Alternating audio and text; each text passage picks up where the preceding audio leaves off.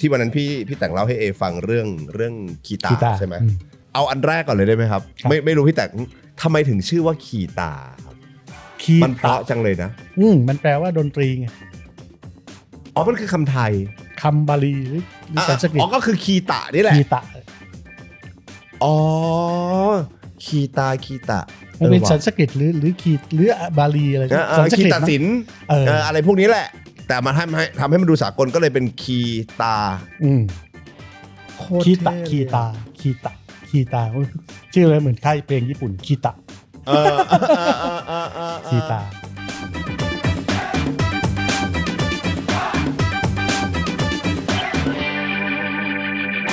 พอนั่งฟังพี่แต่งแล้วแบบน่าสนุกอ่ะแล้วผมก็ลองไปดูข้อมูลต่อก็เพิ่งรู้ว่าจริงๆคีตาก็คือพี่สมพงษ์ใช่กันพี่สมพงษ์อันนี้ด้วยความเคารพพี่แต่งพี่สมพงษ์เนี่ยคือตัว S ใช่ใน JSL ถูกต้องคือแต่ก่อนคือ JSL อันนี้ผมเคยได้ยินจากพี่หน่อยกับพี่ต้นเล่าให้ฟังก็คือ JSL มีผู้ก่อตั้ง3ท่านครับ J ก็คือพี่จำนันพี่หน่อย S ก็คือพี่สมพงษ์ครับ L ก็คือลาวันครับอ๋อคือจริงๆเท่าที่พี่ฟังนะพี่ไม่ได้ทันอยู่ในเหตุการณ์จริงๆแล้วพี่ตัว S จริงๆเนี่ยเริ่มเนี่ยไม่ใช่พี่สมพงษ์เป็นชื่อพอดีชื่อคล้ายๆกันชื่อสมพลพี่สมพลซึ่งพี่ไม่รู้จักครับแล้วก็เหมือนกับว่าตอนที่ก่อตั้งอ่ะเริ่มต้นจากพี่หน่อยเป็นคนที่ทำงานอยู่ช่อง5ครับแล้วพี่หน่อยก็มองเห็นว่ามันมีเวลาเริ่มธุรกิจตรงนี้มันเริ่มดีก็แล้วก็พี่ต้นเป็นคนอยู่เป็นประชาสัมพันธ์อยู่ห้องเสื้ออะไรสักอย่างแล้วสมัยนั้นเนี่ยพี่ต้นก็จะเอาห้องเสื้อมาทำรายการสมัยก่อนเนี่ยห้องเสื้อเนี่ยถือว่าเป็นแหล่งเงินในการโฆษณาเกิดทันไหมรายการวิทยุเนี่ยรายการวิทยุโฆษณาที่ลงรายการวิทยุมากที่สุดคือร้านตัดเสื้อเนี่ยซึ่งพี่สมพงษ์เนี่ยเป็นดีเจที่ทำจัดรายการวิทยุสมพงษ์วิสิทธิ์วานิชแล้วลูกค้าของพี่สมพงษ์เนี่ยก็คือร้านตัดเสื้อต่างๆเป็นสปอนเซอร์แล้วพี่สมพงษ์ก็จะพูดร้านนี้ซึ่งพี่ต้นเป็นเจ้าของร้านตัดเสื้อถ้าเทียบสมัยนี้น่าจะเป็นมาร์เก็ตติ้งแต่จะเอาโฆษณานี้ไปลงตรงนั้นเขาก็รู้จักพี่สมพงษ์ครับแล้วเวลาเอาแฟชั่นโชว์ไปลงในช่อง5ก็รู้จักพี่หน่อยครับเพราะนั้นพี่หน่อยก็จะใกล้ชิดกับเรื่องการทำละครอะไรต่างๆนานาก็จะรู้จักพวกพี่ตาพี่จิกพี่ตู้ครับเพราะว่ารุ่นใกล้เคียงกันกลุ่มซูโม่อะไรอย่างนั้นที่ยุครุ่งเรืองตอนนู้นเลยก็เริ่มทำรายการก็เอารู้สึกพี่ตู้เนี่ยจะเป็นครีเอทีฟคนแรกๆปรากฏว่าพี่ตู้ก็มีรุ่นน้องคือพวกพี่รุ่นนั้นรุ่นพี่จิกพี่อั๋นพี่เจี๊ยบพี่ซุนพี่งุ่นอะไรทั้งเนี้ยก็เลยทำรายการแต่บอกว่าคนที่อยู่เป็นตัว S เนี่ยชื่อสมพลเนี่ยเหมือนกับเขาก็ไม่ได้มีบทบาทอะไรเท่าไหร่หรอกแล้วพอผลประกอบการมันต้องการเงินทุนอะไรต่างๆนานาครับพี่คนนั้นเขาก็เลยไม่ต่อด้วยไม่ไปต่อด้วยตั้งชื่อบริษัทไปแล้วว่า JSLแต่ตัว S ถอนตัวถ้าเกิดเราคุยกันแบบตรงไปตรงมาคือตัว S คือตอนแรกมีผู้ก่อตั้งร่วมกัน3ทหารเสือเท่าที่เขาเล่าให้ฟังก็เป็นอย่างนี้แต่อันนั้นคือหมายถึงว่าเป็นโมเดลของ JSL ใช่ทีนี้พี่ต้นก็ไปเลยชวนพี่สมพงษ์มาครับเอามาร่วมด้วยพี่ผมก็เลยกลายเป็นตัว S คนสำคัญทีนี้ JSL เนี่ยพอพี่สมพงษ์เข้ามาถึงเนี่ยพี่สมพงษ์ก็เป็นครีเอทีฟในการทำสปอตโฆษณาในวิทยุเขาก็จะรู้ว่าเฮ้ยเขาจะหาโฆษณาแบบไหนอะไรดียังไงครับก็เป็นที่ทำให้ไอ้ตัวป้ายการเปิดป้ายอะไรทั้งหลายในยุคเกมโชว์มาจากพี่สมพงษ์วันนี้ผมเรากำลังรู้ประวัติศาสตร์ของรูปแบบรายการทีวีเกมโชว์เลยนะใช่คนที่แบบว่าป้ายที่จะเปิดในเกมเนี่ยมันจะมีโฆษณาของแบรนด์แต่ละแบรนด์อันนั้นคือยุคนั้นคือก่อนคนเริ่มคือพี่สมพงษ์เลย JSL เลยเริ่มต้นซึ่งรายการที่พวกเรารู้จักมากที่สุดน่าจะเป็นพลิกล็อกโห จำได้เลยครับผมจำได้ ซึ่งรายการนี้พี่จิกเป็นครีเอทีฟอยู่ตอนนั้นนะพี่จิกก็ทำงานอยู่ที่ JSL ในขณะที่พี่จิกเขาทำงานอยู่เขาก็แต่งเพลงของเขาไปด้วยเพราะฉะนั้นชุดเฉลียงชุดที่แรกเนี่ยมันก็จะอยู่คาบเกี่ยวกันระหว่าง JSL พี่จิกมีเพลงวงเฉลียงเกิดมี JSL มันก็วนเวียนกันอยู่เงี้ยไอ้บุคลากรเนี่ยเวียนกันอยู่อย่างเงี้ยนะแล้วคีตามันเกิดขึ้นได้ยังไงถ้าอย่างนั้นพอทำไปตอนนั้นJSLมันก็ได้เป็นเบอร์ 1ของรายการทีวีเลยนะครับมันก็มีรายการอยู่รายการหนึ่งชื่อคอนเสิร์ตคอนเทสต์คุ้นคอนเสิร์ตคอนเทสต์เนี่ยคนที่ทำคือเมฆหมอกอินเด็กซ์เมฆอยู่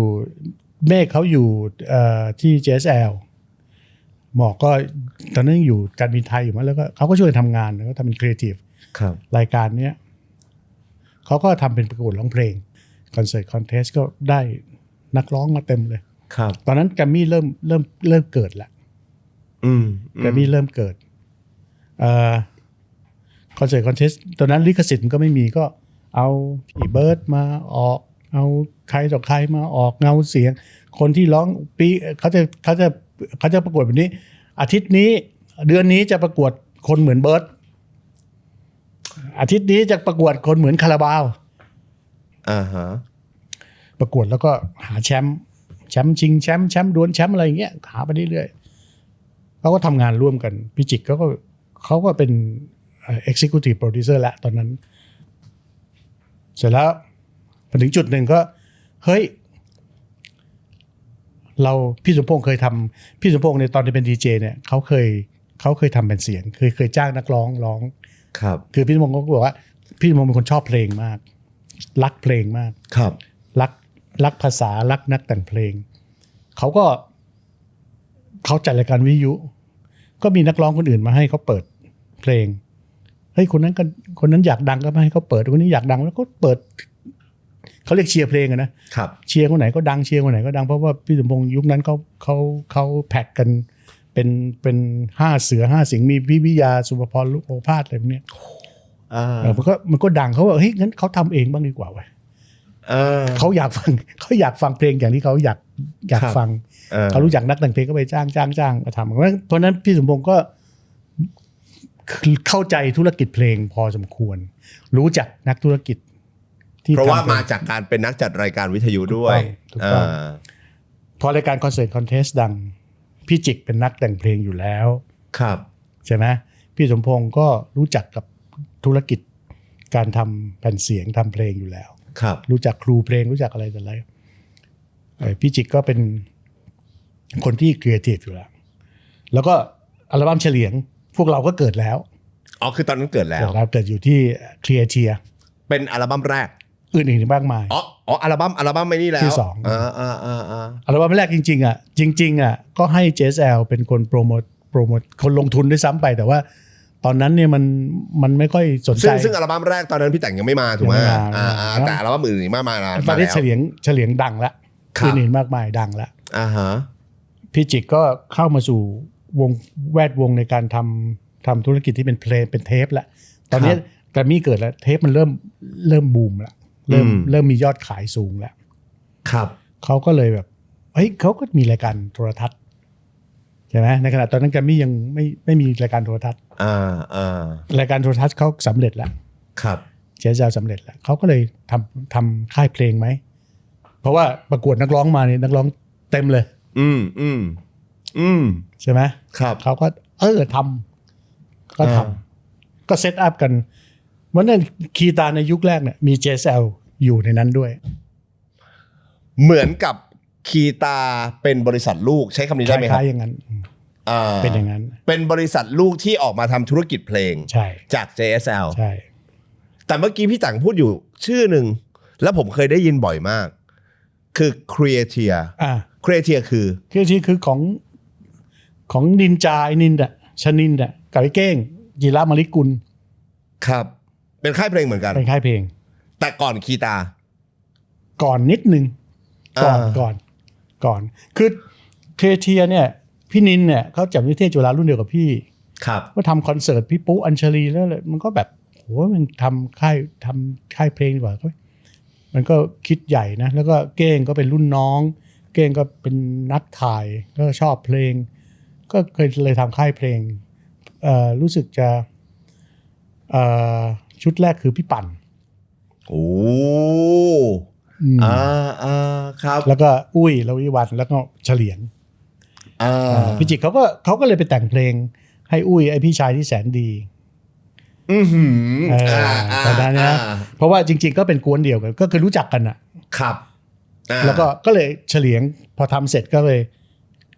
ให้เคลียร์เทียขายเพราะพี่จิกก็ช่วยแต่งเพลงให้อุ้ยละวิวันไอ้นี่ก็ว่ามาขายด้วยกันไหมอะไรอย่างเงี้ยนะแต่พอสมมติว่าพอเคลียร์เทียพอค่ายคีตายเกิดพี่จิกเขาอยู่ JSL เขาก็เลยทำเทปคนอื่นเสร็จก็เลยเอาเฉลียงเนี่ยย้ายจากเคลียร์เทียมาอยู่ JSL มาอยู่คีตาแสดงว่าครีเอเทียเนี่ยไม่ใช่คีตาไม่ใช่แล้วช่วงนี้ก็เลยเห็นภาพระดมคนแล้วระดมพวงมันก็หันมาทางเฉลียง แต่มึงมาทำนี่นะเจี๊ยบมึงมาทำนี่นะดีมึงมาช่วยแต่งเพลงดีบอกกูขอโทษทีกูเพิ่งรับปากพี่เต๋อไปเมื่อวานนี้เพราะพี่ดีไปอยู่แกรมมี่นี่ก็ช่วงเวลาเนี่ยเฮ้ยดีมาแต่งเพลงกับเจ๊แจ๊วเว้ยบอกขอโทษทีกูเพิ่งรับปากพี่เต๋อไปพี่ต่างครับที่เรากำลังคุยกันอยู่เนี่ยมันคือประมาณช่วงปีไหน2528 29เท่านั้น28นี่บังเอิญมากเลยนะ40 ปีนี้พอดีเลยนะ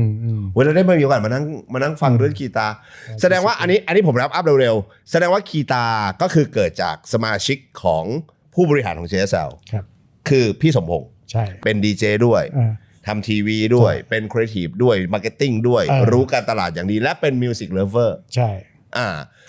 ฟังเพลงมาจนเหนื่อยละอยากมีเพลงที่ตัวเองอยากฟังก็เลยตัดสินใจรวมกับพี่จิกเป็นครีเอทีฟและเป็นนักแต่งเพลงอยู่แล้วก็เลยตัดสินใจเปิดค่ายที่มีชื่อว่าคีตาใช่ที่พอทำมาได้สักพักหนึ่งทำสักพักหนึ่งเนี่ยพวกเราก็มารวมกันแล้วกวาดต้อนคนมารวมกันแล้วก็มันก็เริ่มทำอัลบั้มชุดแรกก็เป็นน่าจะเป็นหนุ่มเสกดนตรีออกเดินใช่ไหมหมายถึงว่าศิลปินเบอร์แรกของค่ายคีตาเลยหนุ่มเสกพี่หนุ่มเสกแต่หนุ่มเสกเนี่ยรู้สึกเขาจะมาเล่นเกมพลิกล็อกเนี่ยครับแล้วก็อยากเป็นนักร้องอยากเป็นนักร้องอยากเป็นดาราอยากเป็นมันแบบalert มากหนุ่มอ่ะครับเขาก็เลยบอกหน้าตาดีเอางั้นเบอร์แรกเอาหนุ่มแล้วกันใช่อัลบั้มที่แบบไอ้นี้แบบตอนเด็กผมมากเลยนะอะไรนะพ่อชอบจังหวะนี้นี่สิเป็นโกใช่ป่ะใช่โอ้หมูตามช้างเลยอยากเป็นช้างจังแล้วก็รักเป็นดั่งต้นไม้แปลกใจจังใครเปรียบรักอันนี้เพลงเพราะมากอันนี้พี่จิกแต่งครับนั่นแหละแล้วก็เป็นจุดแรกที่ทำพอทำไปสักพักหนึ่งเนี่ยมันก็เริ่มคือการลงทุนมันเริ่มต้องใช้เงินในการทำเยอะแหละครับเพราะฉะนั้นเช่นเดียวกันกีตาร์ทาง JSL เขาก็ปล่อยมือเขาก็ไม่ไปต่อพี่สมพงษ์ก็เลยมาตั้งเป็นกีตาร์เรคคอร์ดอย่างจริงจังคือพี่สมพงษ์ก็ไม่ได้อยู่ JSL ละมาอยู่ที่คีตาร์ตั้งเป็นคีตาร์ก็หอบทีมงานทั้งหมดมาทำคีตาร์มันคีตาร์ในยุคนี้ตัวเปิดเลยแล้วก็น่าจะดังเลยก็คือจริงตอนนั้นเนี่ยหนุ่มเสกก็โอเคก็เริ่มมีชื่อเสียงแล้วก็อีกอันนึงก็คือเยื่อไม้เคยได้ยินใช่ไหมพี่อรวีกับวีระพี่วีระบำรุงศรีตอนนั้นก็แล้วก็มีเฉลียงชุดที่2ชุดเอกเนกอันเนี้ยอยู่ในยุคแรกๆของคีตาในยุคที่มี JSL อยู่ด้วยครับพอหลังจากแยกกันมันก็มาที่พงษ์พัฒน์วชิรบรรจงตัวสำรองอันนั้นน่าโหดร้ายมากก็เท่ากับว่าตอนเปิดคีตาในยุคเนี่ยมันเปิดตัวด้วยพงษ์พัฒน์มันก็เลยแบบเปี้ยงเลยแสดงว่า ที่พี่แต่งกำลังเล่ามันเป็น2ยุคยุคแรกคือมี JSL เข้ามาดูแลยุค2คือพี่สมพงษ์ออกมาครับแต่จริงๆก็ถือว่ามันเป็นยุคเดียวกันแหละเพียงแต่ว่าทำงานเนี่ยมันทำงานต่อเนื่องด้วยทีมงานทีมเดียวกันมาตลอดเพียงแต่ว่าในแง่การลงทุนเนี่ยทาง JSL เขาไม่ต่อเขาไม่ต่อครับพี่สมพงษ์ก็ไปหาพาร์ทเนอร์คนใหม่ๆที่มาช่วยกันทำงานแล้วทีมงานตอนแรกๆเลยมีใครบ้างครับก็นี่กับพี่สมพงษ์พี่โจ้ภรรยาเขาก็เป็นผู้บริหารสูงสุดของคีตาพี่สมพงษ์ก็ดูโครงสร้างก็ดูเรื่องธุรกิจทั้งหมดเงินทุนการซื้อการขายใช่ไหมพี่จิกก็เป็นครีเอทีฟก็จะออกอะไรบ้างจะออกเพลงอะไรบ้างมีศิลปินอะไรบ้างอะไรยังไงก็จะเป็นครีเอทีฟประจำพี่ก็จะไปดูเรื่องดนตรีพี่แต่งเป็นคนดูแลเรื่องดนตรีนั่นแหละเรื่องศิลปินเรื่องดีไซน์ศิลปินมันก็จะมีทีมพี่องุ่นซึ่งเสียชีวิตไปแล้วคุณนันวิเทยดำรงก็ดูเรื่องการตลาดก็ทีนี้ทั้งหมดเนี่ยพี่เจี๊ยบดูเรื่องมิวสิกวิดีโอโปรดักชั่นมิวสิกวิดีโอพี่เจี๊ยบวัชระใหญ่ๆก็เป็นงี้ในเรื่องของงานโปรดักชั่นทีนี้เวลาจะทำอะไรขึ้นมาเนี่ยทุกคนก็ต้องมารวมกันเป็นทีมที่จะทำว่าเราจะออกเทปอะไรดีด้วยสไตล์ไหนแบบไหนแต่ในยุคนั้นน่ะหมายถึงในตอนนั้นเนี่ยอันนี้ผมไม่รู้ผมไม่ทันนะครับต้องขออภัยพี่แต่งถ้ามันผิดแต่จำได้ว่ายุคนั้นน่ะมันมีแกรมมี่แล้วใช่มันมี RS แล้วมันมีนิติทัศน์แล้วใช่ซึ่งณยุคนั้นต้องบอกว่ามันไม่ได้มีค่ายเยอะเหมือนทุกวันนี้นะใหญ่ๆก็ประมาณนั้นแล้วคีตาเอาจุดเด่นอะไรในการที่จะไปสู้กับค่ายเหล่านั้นก็คือเรียกว่าอย่างนี้นะพี่ย้อนไปที่เรื่องดนตรีแล้วกันครับไม่ว่าจะเป็นแกรมมี่ก็พี่เต๋อก็คุ้นเคยกับพวกเราอย่างที่จำได้ว่าเฉลียงยุทธชุดแรกแหละปรากฏการณ์ฝนว่าพี่เต๋อเป็นโปรดิวเซอร์ใช่เพิ่งมีคำว่าโปรดิวเซอร์เข้ามาเกี่ยวข้องครับนิติทัศน์ตอนนั้นเขาก็หรือกับ RS เนี่ยตอนนั้นเนี่ยเขายังไม่ได้ทำโครงสร้างแบบโรงงานผลิตคือหมายความว่าไม่ได้ทำแบบอุตสาหกรรมดนตรีไม่ได้ทำแบบระบบโปรดิวเซอร์ผู้ควบคุมการผลิตไม่มีเขาก็จะแบบวงไหนมาเอาวงนี้มาเซ็นสัญญาไปอัดให้ตังค์ไปอัดเพลงเอาเทปมาเขาไปขายยังเป็นระบบในห้างใช้คำนี้ใช่นิติทัศน์กับ RS ก็จะเริ่มในยุคนั้นแต่ว่าแกรมมี่กับคีตาทำระบบเดียวกันต้องแยกว่ากลุ่มคนดนตรีตรงนั้นเนี่ยเป็นแบบนี้โครงสร้างทางธุรกิจเป็นแบบเดียวกันครับทาง RS กับนิติทัศน์เขาก็อีกแบบหนึ่งแต่นักดนตรีที่อยู่ข้างล่างคนเดียวกันหมดแวดวงเดียวกันหมดคนเดียวกันหมดคนนี้ไปไหนคนนี้ไปนี่อันนี้ไปนั่นหลังๆเนี่ยถึงได้เกิดเป็นค่ายขึ้นมาว่าเฮ้ยมึงมาอยู่กูแล้วมึงอย่าไปทำให้คนอื่นนะแต่ว่าตอนนั้นเนี่ยพี่แต่งจะดูแลเรื่องดนตรีกับเรื่องเพลงของคีตาคือโครงสร้างเป็นอย่างนี้เดี๋ยวพี่เล่าให้ฟังว่าพอมันดีไซน์ได้แล้วว่าเราจะออกเพลงใครเพลงวันนั้นก็คือหนึ่งเวลาเราจะทำงานก็คือว่าโอเคสไตล์ของศิลปินคนนี้จะทำอะไรสไตล์คนนี้จะทำแบบนี้ภาพลักษณ์จะทำเป็นยังไงเป็นอย่างนี้มันเพลงที่จะประกอบกับตัวเขากับภาพลักษณ์เขาต้องเป็นแบบไหนครับพอได้สิ่งเหล่านี้แล้วสรุปกันแล้วเช่นพงษ์พัฒน์เราจะทำเป็นร็อกดิบหน่อยล็อกดิบหน่อยปุ๊บต่อจากนั้นก็คือแล้วเพลงมันล่ะคืออะไรนักคนที่ทำหน้าที่เป็นคนดูแลเรื่องเพลงนักแต่งเพลงก็ทำหน้าที่มีเพลงนี้พี่จิกก็จะเลือกเพลงนี้เอาคนนั้นมาช่วยแต่งคนนี้ช่วยแต่งหนึ่งในนั้นก็มีพี่นกชัดชัยดุริยปณีตที่เป็นเฉลียงแล้วดนตรีล่ะดนตรีจะทำยังไงกับเพลงนั้นสไตล์แบบไหนพี่ก็จะแบบนี้เอาอย่างนี้เอาคนนี้มาคนนี้เก่งเรื่องนี้คนนี้เก่งเรื่องนี้มาเสร็จโอเคทำเพลงให้เป็นสไตล์แบบนี้ทีนี้พอทำเพลงสไตล์แบบนี้ เมื่อก่อนมันก็คือการ copy ใช่ไหม ครับ copy ฝรั่งพี่ก็บอกว่ามันต้องมีความรู้สึกกลิ่นบางอย่างที่มันสัมผัสกับคนไทยได้ง่าย ครับ มันไม่ใช่ว่า Queen แล้ว copy เพลง Queen มาหมดเลย ซึ่งในแง่ของดนตรีเนี่ยการเดินทางของคอร์ดอะไรบางอย่างเนี่ยคนไทยมันไม่ค่อยไม่กระทบหู หรือการแบ่งท่อนหรือการมีท่อนบริดท่อนอะไรที่ฝรั่งชอบมากเลย ครับ แต่คนไทยไม่กระทบหู อันเนี้ยพี่ก็จะดีไซน์ว่าอย่าเอาเลย อย่าไปมีท่อนแบบนี้เลยเขาเรียกว่าสมมติว่าเล่นไปแล้วเปลี่ยนคีย์ทำแล้วโมดูเลตไปอีกอย่างหนึ่งหรือมีบริดอะไรอีกแบบหนึ่งทำจังหวะให้มันช้าลง ครับ ซึ่งฝรั่งเขาชอบแต่คนไทยมันแบบไอ้ขากูกำลังจะเต้นแล้วมึงทำไมมึงหยุดวะนึกภาพไหมเหมือนมันอารมณ์มันสะดุดครับทีนี้เราก็ดีไซน์ใหม่ว่าเพราะฉะนั้นไม่ได้เว้ยมันต้องใส่อันนี้ลงไปหรือเพลงบางเพลงเป็นเพลงล็อกอะแต่ใส่ไอ้โคเบลที่เป็นสามชาโป๊กโป๊กโป๊กนี่ต้องมีไว้เสียงอะไรมันก็จะสนุกว่าเฮ้ยเราทำงานนอกจากจะเรียนแบบสไตล์ของฝรั่งแล้วเนี่ยเราก็ใส่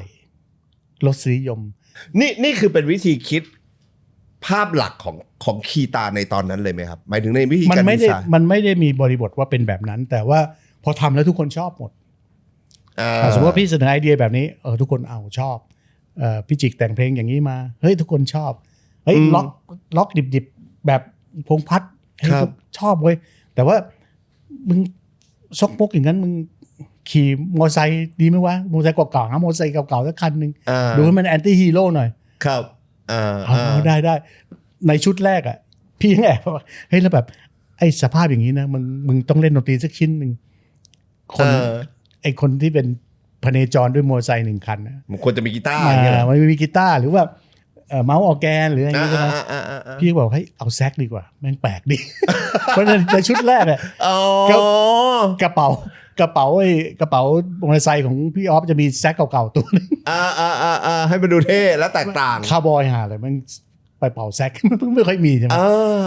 ก็เป็นมุมตลกของพวกเราอะไรเงี้ยถ้าอย่างนั้นเอขอความรู้ได้ไหมครับแต่ว่าแล้วอย่างนั้นน่ะในแง่ของความแตกต่างหลักของคีตาหรือเอกลักษณ์ของเพลง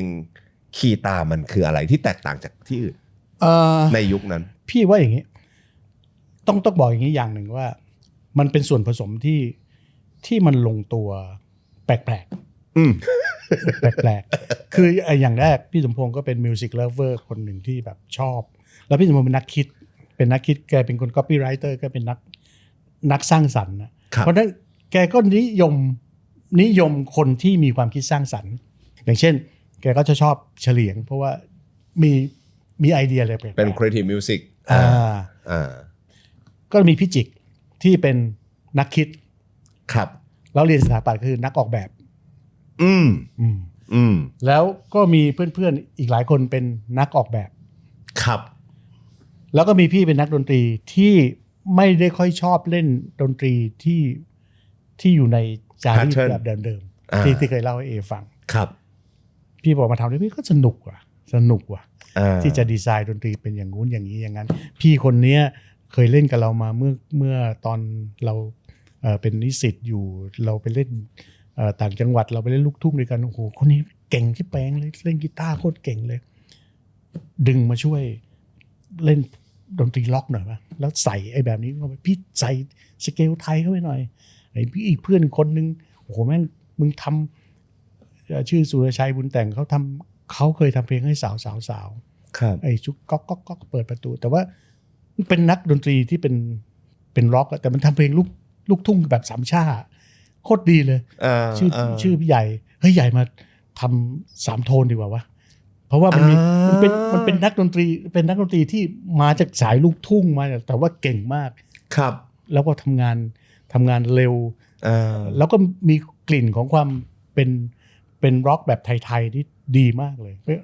มาช่วยกันหน่อยวะมีรุ่นน้องคนหนึ่งเล่นเปียโนชื่อโดมทิวทองนี่เล่นจอร์จเบนสันเล่นดนตรีแจ๊สคอร์ดของมันแบบสวยงามหรูม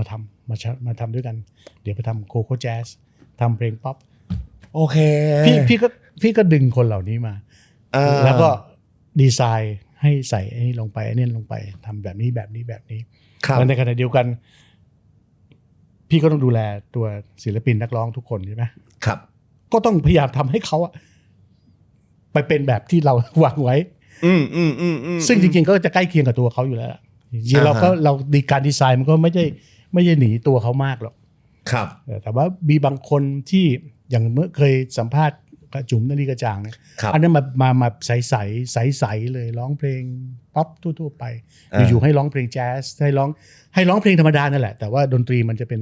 คอร์ดเคิร์ดมันจะเป็นแจ๊สเป็นป๊อปแจ๊สซึ่งเขาไม่รู้จักเขาบอกว่าก็จะอธิบายให้เขารู้จักดนตรีแจ๊สในขณะที่เขาไม่ได้สนใจเลยมันยากเหมือนกันนะใช่ไหมก็เลยบอกว่าจุ๋มร้องธรรมดาเดี๋ยวดนตรีพาไปเองก็เป็นสูตรที่แบบว่าง่ายๆบอกเขาแต่อย่างเยื่อไม้อรวีกับวิระเนี่ยน้องสองคนนี้เขาร้องเพลงเก่ามาอยู่แล้วแต่ดนตรีที่มาเรียบเรียงเสียงประสานใหม่โดยพี่จู๊ดทรงวุฒิเนี่ยเขาก็จะเป็นแบบนักดนตรีที่คือมาทำวงแบบใหม่ที่ไม่ใช่แบบสุนทรภรณ์แต่กลิ่น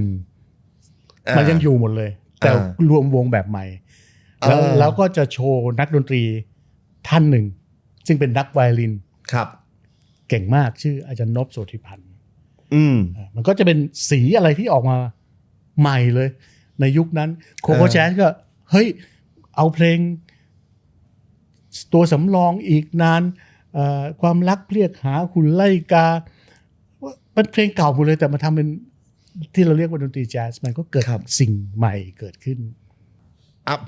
ผมทำความเข้าใจคือนอกเหนือจากเรื่องของดนตรีสิ่งที่มันแตกต่างมันคือเรื่อง creative and design ที่มันใส่เข้ามามันเด่นพี่ว่ามันเด่นตรงนั้นแล้วก็มันมาจากถามว่าเราตั้งใจแบบนั้นไหมเนเจอร์ของแต่ละท่านมากกว่าคือเราไม่รู้ว่าพี่สมพงษ์เคยพูดแบบนี้ไหม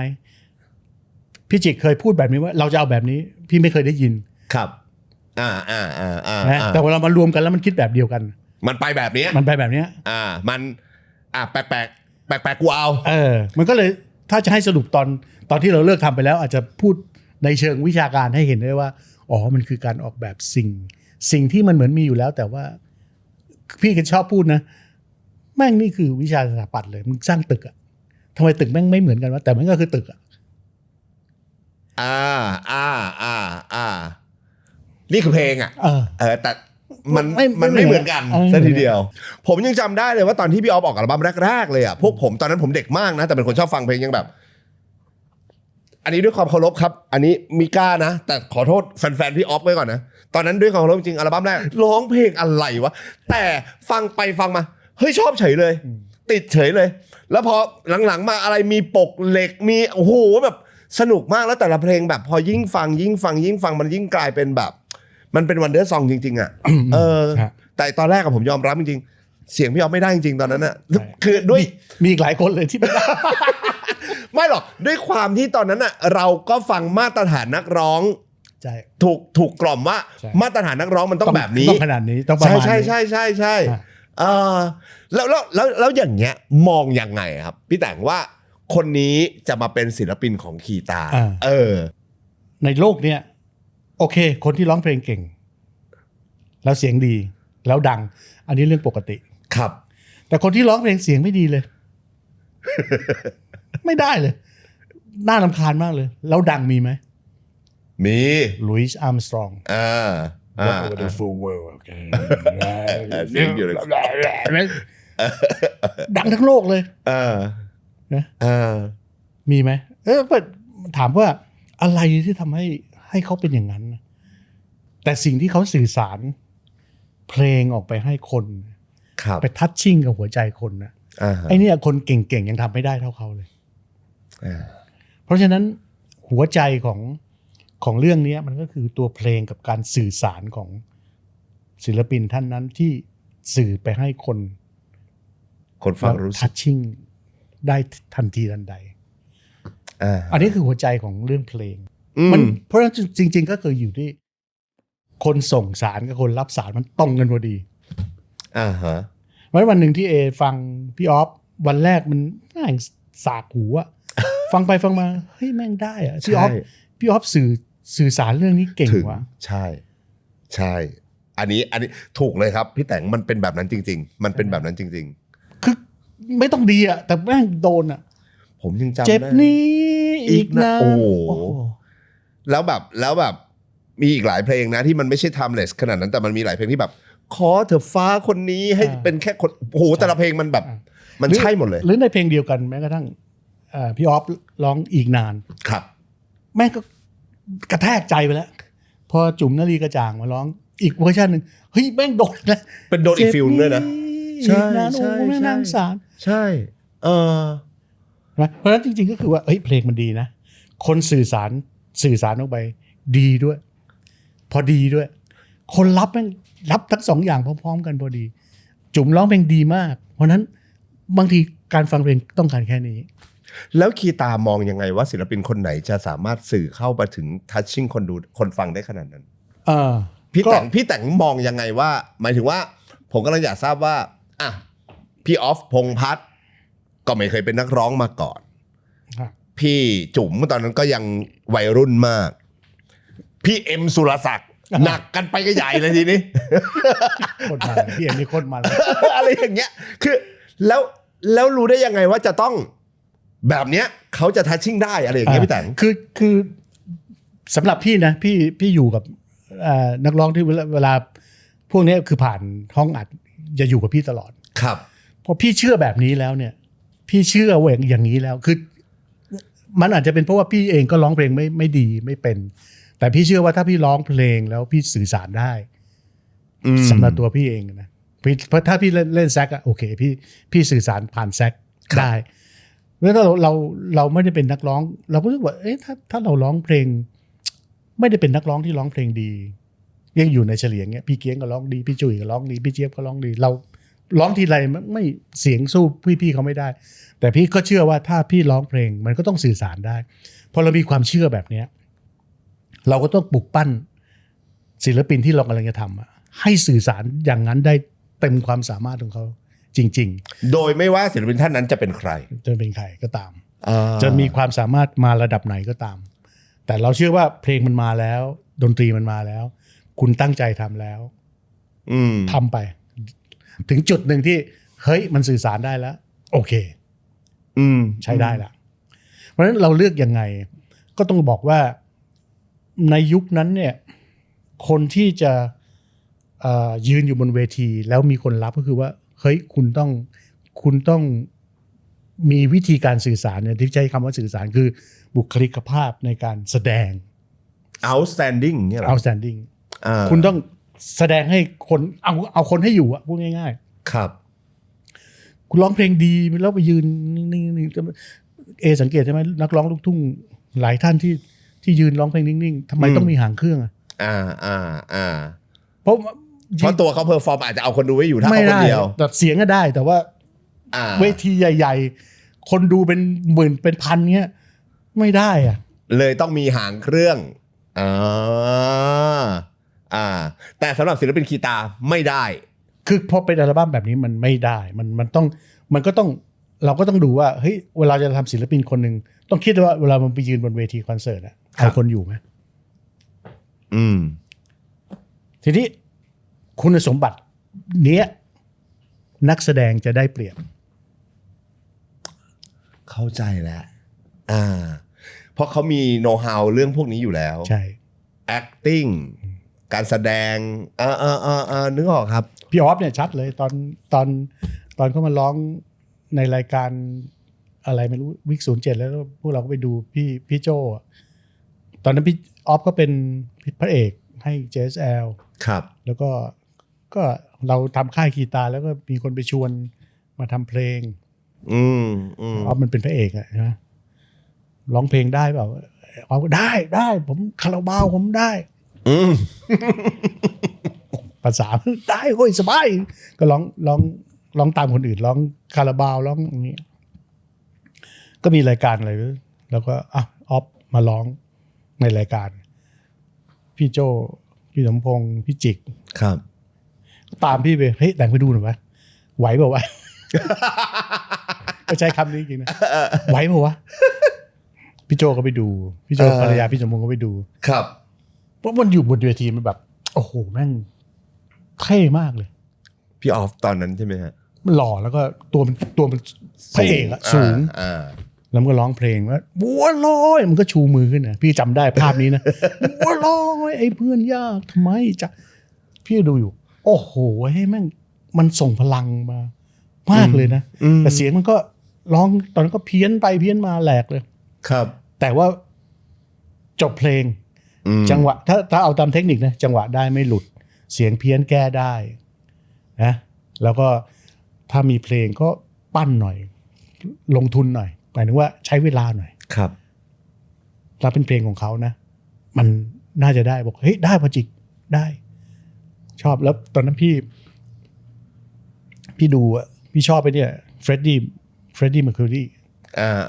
วงควีนอ่ะ วงควีน ที่มันถือไมค์แล้วจับขาไมค์อ่ะคือมันไม่จับตรงนี้นะ ก็จะจั ขา บ ไมค์ร้อง แล้ว บอกเฮ้ยมึงลองจับขาไมค์ร้องดิวะ อ๋อ คือตรงนี้มันไม่ใช่ว่ามันทำทุกคนทำได้นะถ้าสมมุติว่าไซส์แบบพี่อ่ะ165 168เนี่ยไปทำได้มันดูขาไมค์มันจะเกะกะมากเลยแต่ถ้าเขาตัวสูง180เกือบ190มันจะมันใช่มันเท่ อันนี้เขาก็ได้เปรียบเรื่องนี้ละแล้วตอนนี้ก็เหลือว่าเป็นล็อกแน่ๆทำเพลงอะไรออกมาอันนี้เพ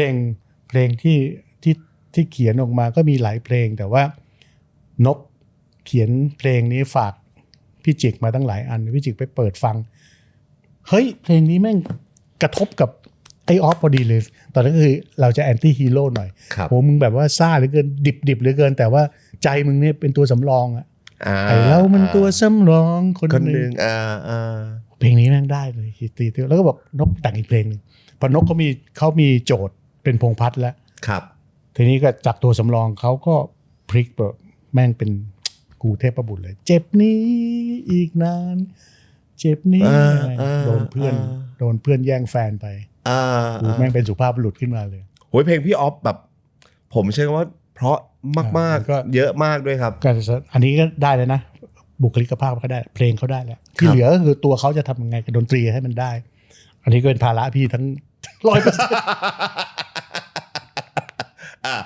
องค์ประกอบมาแล้วรีซอสมาหมดแล้ว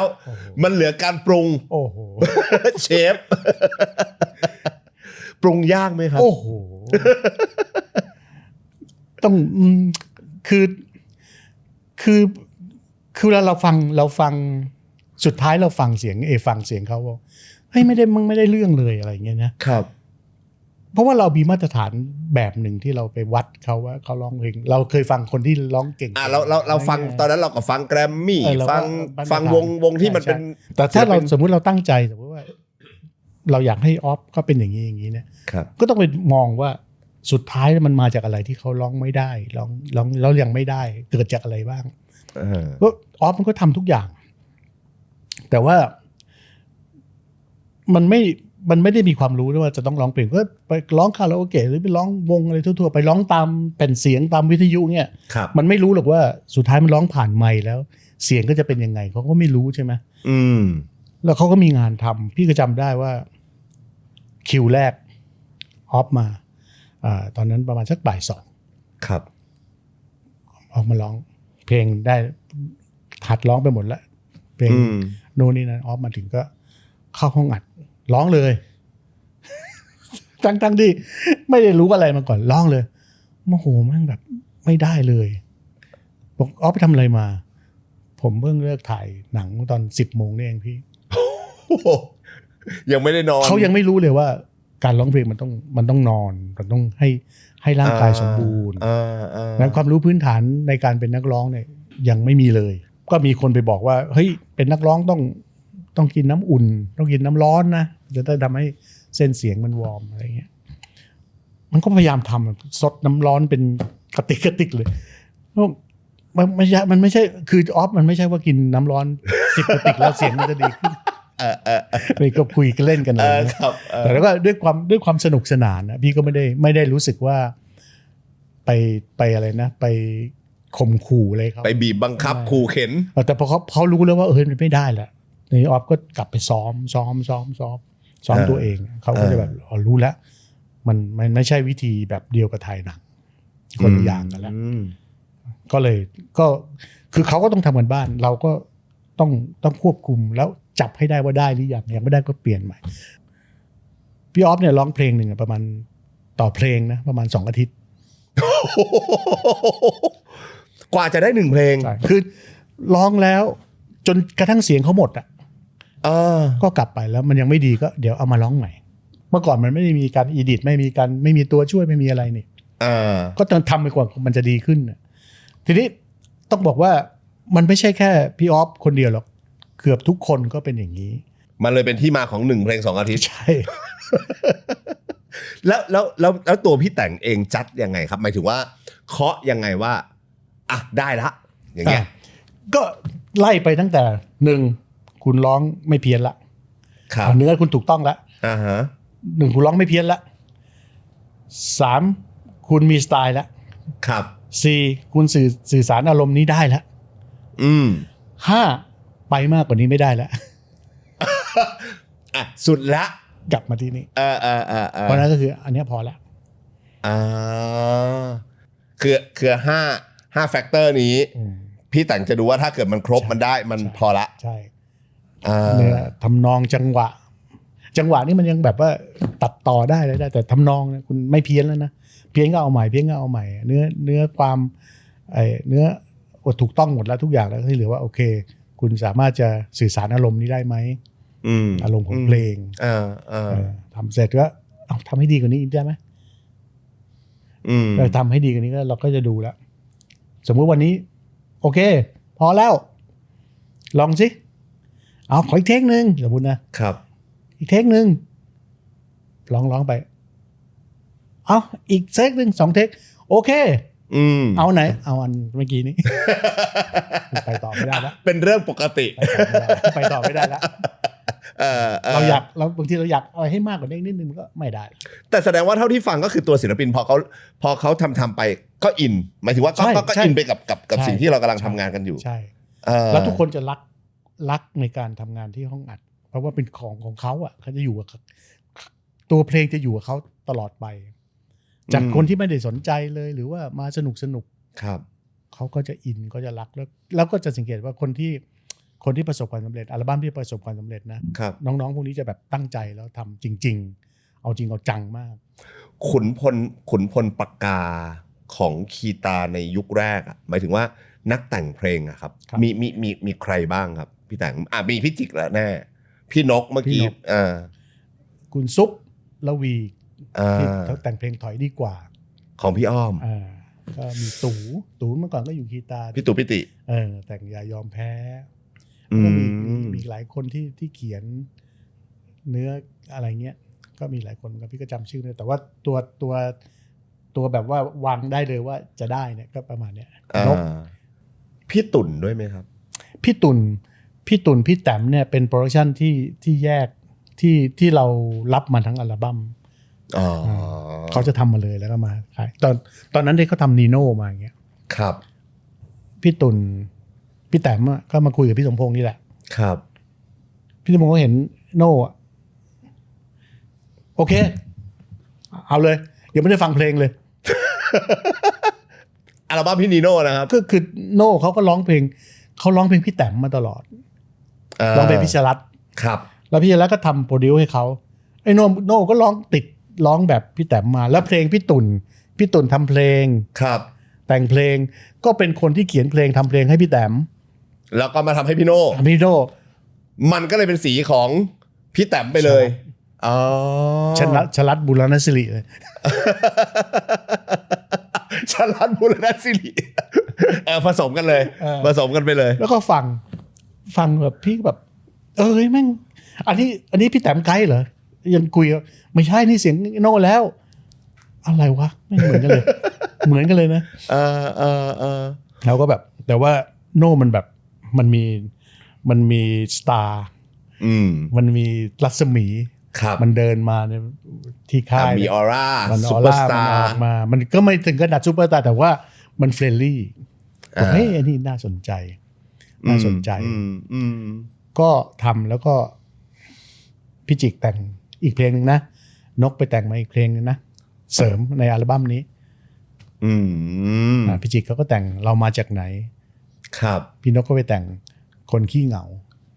คนขี้เหงานี่คือของพี่นกคลาสสิกซึ่งตอนนั้นน่ะตอนที่เขียนเพลงเนี้ยพี่นกป่วยคือมันก็เลยเขียนไงรู้อะไรนะแล้วที่ฉันไม่สบายรู้หรือเปล่าอันนี้เขียนตัดพ้อตัวเองครับ ไม่มีใครโทรมาหาเลยอยู่คนเดียวเป็นไปได้หายไปอาทิตย์หนึ่งเอาเพลงนี้มาเฮ้ยนกไปไหนมาผมป่วยพี่เป็นไข้หวัดใหญ่เลยทุกอย่างแล้วนะอยู่แล้วนอนคนเดียวคงแบบคิดถึงแฟนอะไรอย่างงี้แล้วที่ฉันไม่สบายรู้หรือเปล่าข่าวถามถึงกันไม่มีบ้างเลยจังหวะนี้ด้วยนะครับทิ้งให้คนป่วยน้อยใจตามเคยนานคงกว่าจะหายน้อยใจนะทุกวันก็แบบแหมไปกินข้าวไปนู่นไปนี่ไปนั่นศิลปินคีตาพี่แต่งที่แบบว่าหมายถึงว่าพอมันเริ่มเป็นคีตาเรคคอร์ดศิลปินที่แบบฮิตที่แบบชัดเจนมากๆว่าเฮ้ยค่ายเราโอเคแล้วฮิตเลยคือใครครับก็จริงพอเป็นคีตาเรคคอร์ดอันเนี้ยก็อย่างที่พี่บอกพอพงษ์พัฒน์เนี่ยได้มาปุ๊บมันก็ได้มาตอนพี่หนุ่มเสกนี่คือมายังฮะก็คือพี่ว่าหนุ่มเสกก็หล่อเป็นเด็กหนุ่มหล่อมีเพลงรักเป็นดั่งต้นไม้ก็พอจะนำตัวเองออกมาได้ทุกคนก็รู้จักแต่เพียงแต่ว่าไอ้ยอดขายหรือว่ากระแสเนี่ยมันอาจจะยังไม่กว้างขวางนักเพราะว่าก็เป็นถือว่ามันเพลงยุคใหม่เพลงสตริงยุคใหม่ยังไม่ใช่วงที่มีต้นทุนมาอยู่แล้วแต่มีพี่ๆไงก็วงพี่แต่งไงก็เฉลียงไงเฉลียงนี่คนรู้จักอยู่แล้วแต่ว่าเฉลียงเนี่ยก็อย่างที่รู้ว่ามันไม่ได้แมสจนกระทั่งกลายเป็นแบบประสบความสำเร็จในธุรกิจหรือกระแสแต่ถ้าเกิดชัดเจนของคีตาชัดๆพี่ออฟพงษ์พัฒน์เบอร์ต้นจริงๆก็จะมีเยื่อไม้ที่ทำตัวเลขได้ดีเป็นดนตรีที่เหมือนกับแต่ว่ามันก็คือเพลงเก่ายังไม่ใช่ออริจินอลซองยังไม่ได้ออริจินอลซองที่ออริจินอลซองจริงๆก็จะเป็นนี่แหละพงษ์พัฒน์ซึ่งน่าจะเป็นชุดที่ประมาณชุดที่4ที่5อะไรแล้วเนี่ยพอมีพงษ์พัฒน์เกิดขึ้นมาก็ทีนี้ก็จะมีฮันนี่พัดสอนบุญเกียรติตามมาแล้วก็มี3โทนตามมาผมอยากรู้คนหนึ่งที่เมื่อกี้ผมพูดไปพี่แต่งพี่เอ็มสุรศักดิ์วงไทยเนี่ย1อัลบั้มท้วนแล้วก็หายไปเลยแล้วตอนนั้นมาออกเทปได้ไงฮะคือเวลาพอเราดูจากพงษ์พัฒน์โจทย์นี้เราได้แล้วพี่เอ็มก็เป็นคนหนึ่งที่เฮ้ยคาแรคเตอร์มันดีชิบเป่งมาล่องเดียวกันมานี่พี่เอ็มก็มาทำตอนนั้นเขาดังแล้วจากเรื่องอะไรหนุ่มไอ้นี่ป่ะสยิมกึ๋ยอะไรเงี้ยใช่ไหมเขาดังแล้วก็คาแรคเตอร์เขาก็น่าสนใจมากครับแล้วก็เราก็ทำคล้ายจะเป็นเขาจะมาคู่กับหนุ่ยใช่ไหมครับยุคใกล้ๆกันกับหนุ่ยอัมพลแต่หนุ่ยเนี่ยเขาร้องเพลงมาก่อนเอ็มเนี่ยไม่เคยร้องเลยแต่ก็ทำสนุกทำก็ใช้โปรดิวเซอร์คนเดียวกันกับพี่ออฟคนเดียวกันนักกีตาร์แล้วก็พี่ก็จะเปลี่ยนซาวด์ให้นิดหน่อยเพราะว่าเอ็มมันต้องวัยรุ่นกว่าออฟนะออฟมันจะดิบเอ็มนี่มันวัยรุ่นที่ใกล้ชิดกับผู้หญิงได้ด้วยอะไรด้วยอะไรเงี้ยก็ดีไซน์เพลงก็พี่นกก็แต่งเหมือนเดิมก็เพลงละลายนี่คลาสสิกมากเลยครับก็ดังก็ถือว่าออกมาก็ดังนะดังเพียงแต่ว่าพอพี่เอ็มมันออกมาแล้วมันรู้สึกว่าแม่งไม่ใช่วิถีผมอะหมายถึงการเป็นนักร้องใช่ไหมฮะคือเขารู้สึกว่าเขามีความทุกข์มากเลยกับการที่ต้องร้องเพลงตอนที่อยู่ในตอนนู้นมีความสุขกับผมทำงานด้วยกันไปกินข้าวต้มด้วยกันเอ็มบอกว่า ก็คุยกันสนุกนะแม่งผมมาละ6 โมงมาร้องเพลงผมก็รอเวลาเลยเมื่อไหร่จะ4 ทุ่มวะจะได้ไปกินต้มเลือดหมู มาเพื่อรอเวลานี้ เดี๋ยวก๋วยเตี๋ยวป๊อกมาก็จะมีก๋วยเตี๋ยวป๊อกเอ็มชอบกินก๋วยเตี๋ยวชอบกินบะหมี่ชอบกินก๋วยเตี๋ยวไอ้ป๊อกก็มาหน้างัดป๊อกไอ้เอ็มก็โอ้ยสบายแล้วกูไม่ต้องร้องมากินก๋วยเตี๋ยวกันทุกวันจนกระทั่งเอ็มบอกว่าอ่ะพี่ไม่ต้องบอกผมแล้วว่าเพี้ยนหรือไม่เพี้ยนผมฟังไม่ออกหรอกพี่ผมร้องไปเรื่อยๆแล้วกันเพราะพี่บอกว่าได้ก็ได้ด้วยกันเขาก็แบบเขาก็คือเขาก็จะไม่สนุกเลยแต่ว่าพอออกคอนเสิร์ตมาบางคอนเสิร์ตเขาสนุกก็ได้เจอคนครับแต่นี้เอ็มเนี่ยเป็นคนที่เขามีความลึกซึ้งในศิลปะด้านต่างๆมากนะครับแล้วก็เรียนหนังสือเก่งเรียนหนังสือเก่งเอาจริงเอาจังในเรื่องศิลปะเรื่องอะไรเพราะนั้นพอเขามีทางอื่นที่รู้สึกว่าเขาทำแล้วสนุกและมีความสุขมากกว่าก็ทำหนังเดี๋ยวนี้ก็เป็นผู้กำกับเป็นนักแสดงได้แบบโอ้ไปไกลมากเป็นระดับ international แล้วอะไรอย่างเงี้ยใช่ไหมใช่ก็เลยในยุคนั้นเนี่ยพี่ว่าถือว่าประสบความสำเร็จในร่องที่เราทำไหมก็ถือว่าใช่แต่อาจจะไม่ได้เท่าพงษ์พัฒน์แต่ว่าเฮ้ยวิธีการทำอย่างเงี้ยมันได้มันทำให้ภาพลักษณ์เขาเกิดเพลงเกิดบทพิสูจน์ก็คือว่าตัวเพลงของเอ็มเนี่ยก็ยังมีคนเอามาร้องอยู่อันนักร้องที่ร้องเพลงเก่งนะเอาเพลงมาเอ็มร้องนะก็ไม่เพราะเท่าเขาร้องไม่ได้มันคือซิกเนเจอร์มันเป็นเอกลักษณ์ของเพลงนี้มันคือเสียงพี่เอ็มจริงๆนะครับอันนั้นที่พี่บอกว่าเขาสื่อสารกับคนได้พอดีตรงนั้นพอดีมันก็เลยอย่างเงี้ยใช่ต่อให้ดีกว่านี้เอามาตรฐานอะไรมาวัดว่าดีกว่านี้มันก็ไม่ใช่นี่เป็นแบบผมใช้คำว่านี่เป็นแบบไฮไลท์พอยต์ของคีตาจริงๆเหมือนกันนะในยุคนั้นแล้วก็ยังมีที่พี่แต่งบอกโคโค่แจ๊สโคโค่แจ๊สมาไหมฮะยุคนั้นมาผมจำได้เพราะเลยแหละ3 โทนน่ะ3 โทนน่ะมายังไงอ่ะพี่แต่งแบบบ้านมากแต่แบบใช่มากเลยอ่ะ3 โทนก็ธงชัยเนี่ยเขาเคยออกอัลบั้มกับไนท์สปอร์ตมั้งชื่ออัลบั้มเหรอทำมาแล้วเขาธงเนี่ยเป็นนักครีเอทีฟคนหนึ่งเลยครับเก่งเป็นนักแสดงเป็นคนครีเอทีฟตลกมากตลกของเขานี่โคตรครีเอทีฟเลยครับเขาก็ชอบทีมงานก็เดินมาหาพี่สมพงษ์มาพี่จิกว่าเขาอยากออกเทปเขาเห็นพงษ์พัฒน์เขาเห็นอะไรแล้วดารามาออกเทปเขาอยากออกแล้วเขาก็มีเสียงธงร้องเพลงสายันสัญญาดีมากเลยร้องเหมือนเป๊ะเลยครับอารมณ์มันได้หมดเลยสายันสัญญาจิกก็โอเคชอบธงชัยในด้านเป็นคนครีเอทีฟ ก็รับว่าจะออกเทปให้ก็ในขณะที่กำลังศึกษาว่าธงจะไปยังไงวะเวลาเขาไปร้องเพลงเวลาเขาไปเล่นหนังเขาไปเล่นหนังตลกเขาก็เป็นคนตลกแต่การที่ภาพลักษณ์เป็นศิลปินมันจะยังไงวะแล้วเป็นฮีโร่เงี้ยไอ้นี่มันชัดเลยคนฮีโร่แล้วภาพลักษณ์ที่เป็นคนตลกอ่ะมันจะทำยังไงวะก็ติดอยู่นานว่าดีไซน์นี้จะทำยังไงใช่ไหมครับก็มีครีเอทีฟที่บริษัทคนหนึ่งทำงานเป็นครีเอทีฟร้องเพลงแบบไม่ได้ดีมากแต่คาแรคเตอร์แม่งโดนมากๆเลย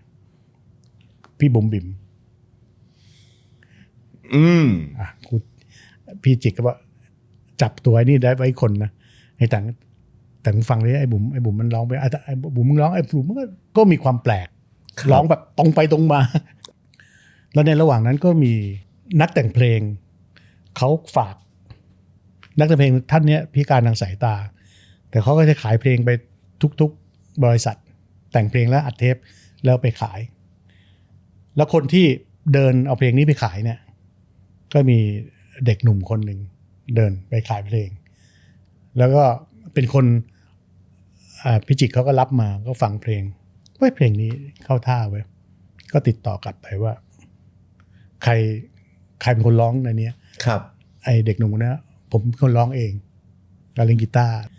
พิจิกก็เลยเรียกมาแล้วเราเป็นใคร ผมเป็นคนร้องเพลงไกด์แล้วนะก็เห็นหน้าแบบ หน้ามันแบบจืด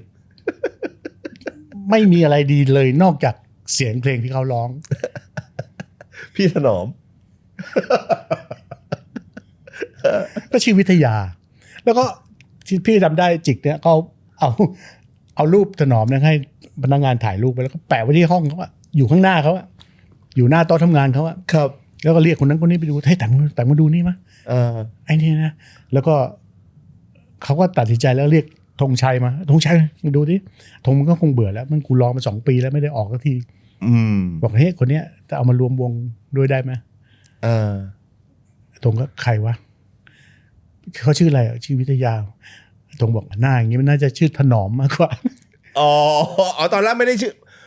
ไม่ได้ชื่อถนอมด้วยเขาชื่อวิทยาเป็นพี่ถนอมชื่อวิทยาเป็นครูแล้วก็ลาออกมาอยู่กรุงเทพมาแสวงหาความฝันอยากเป็นนักแต่งเพลงอยากเป็นนักร้องจะปัดจะผูก็มาเจอพี่จิกเขาก็ดูหลายวันก็สุดท้ายก็ลองมารวมกันเอามารวมกันดู เพราะว่ามันก็เลยคิดว่าใช้วิธีคิดแบบนี้ถ้าคนเดียวมันไม่รอดเป็นกรุ๊ปก็ดึงพอไอ้3 คนที่มารวมกันตั้งชื่ออะไรดีวะ ก็3 คนสีมันคนละสีเลยใช่ไหมก็เป็น3 โทนก็เป็น3 โทนแล้วโคตรใช่เลยพี่ก็เลยบอกว่าเฮ้ยชื่อนี้ดีมากเลยเพราะคำว่าเสียงในภาษาดนตรีมันคือโทน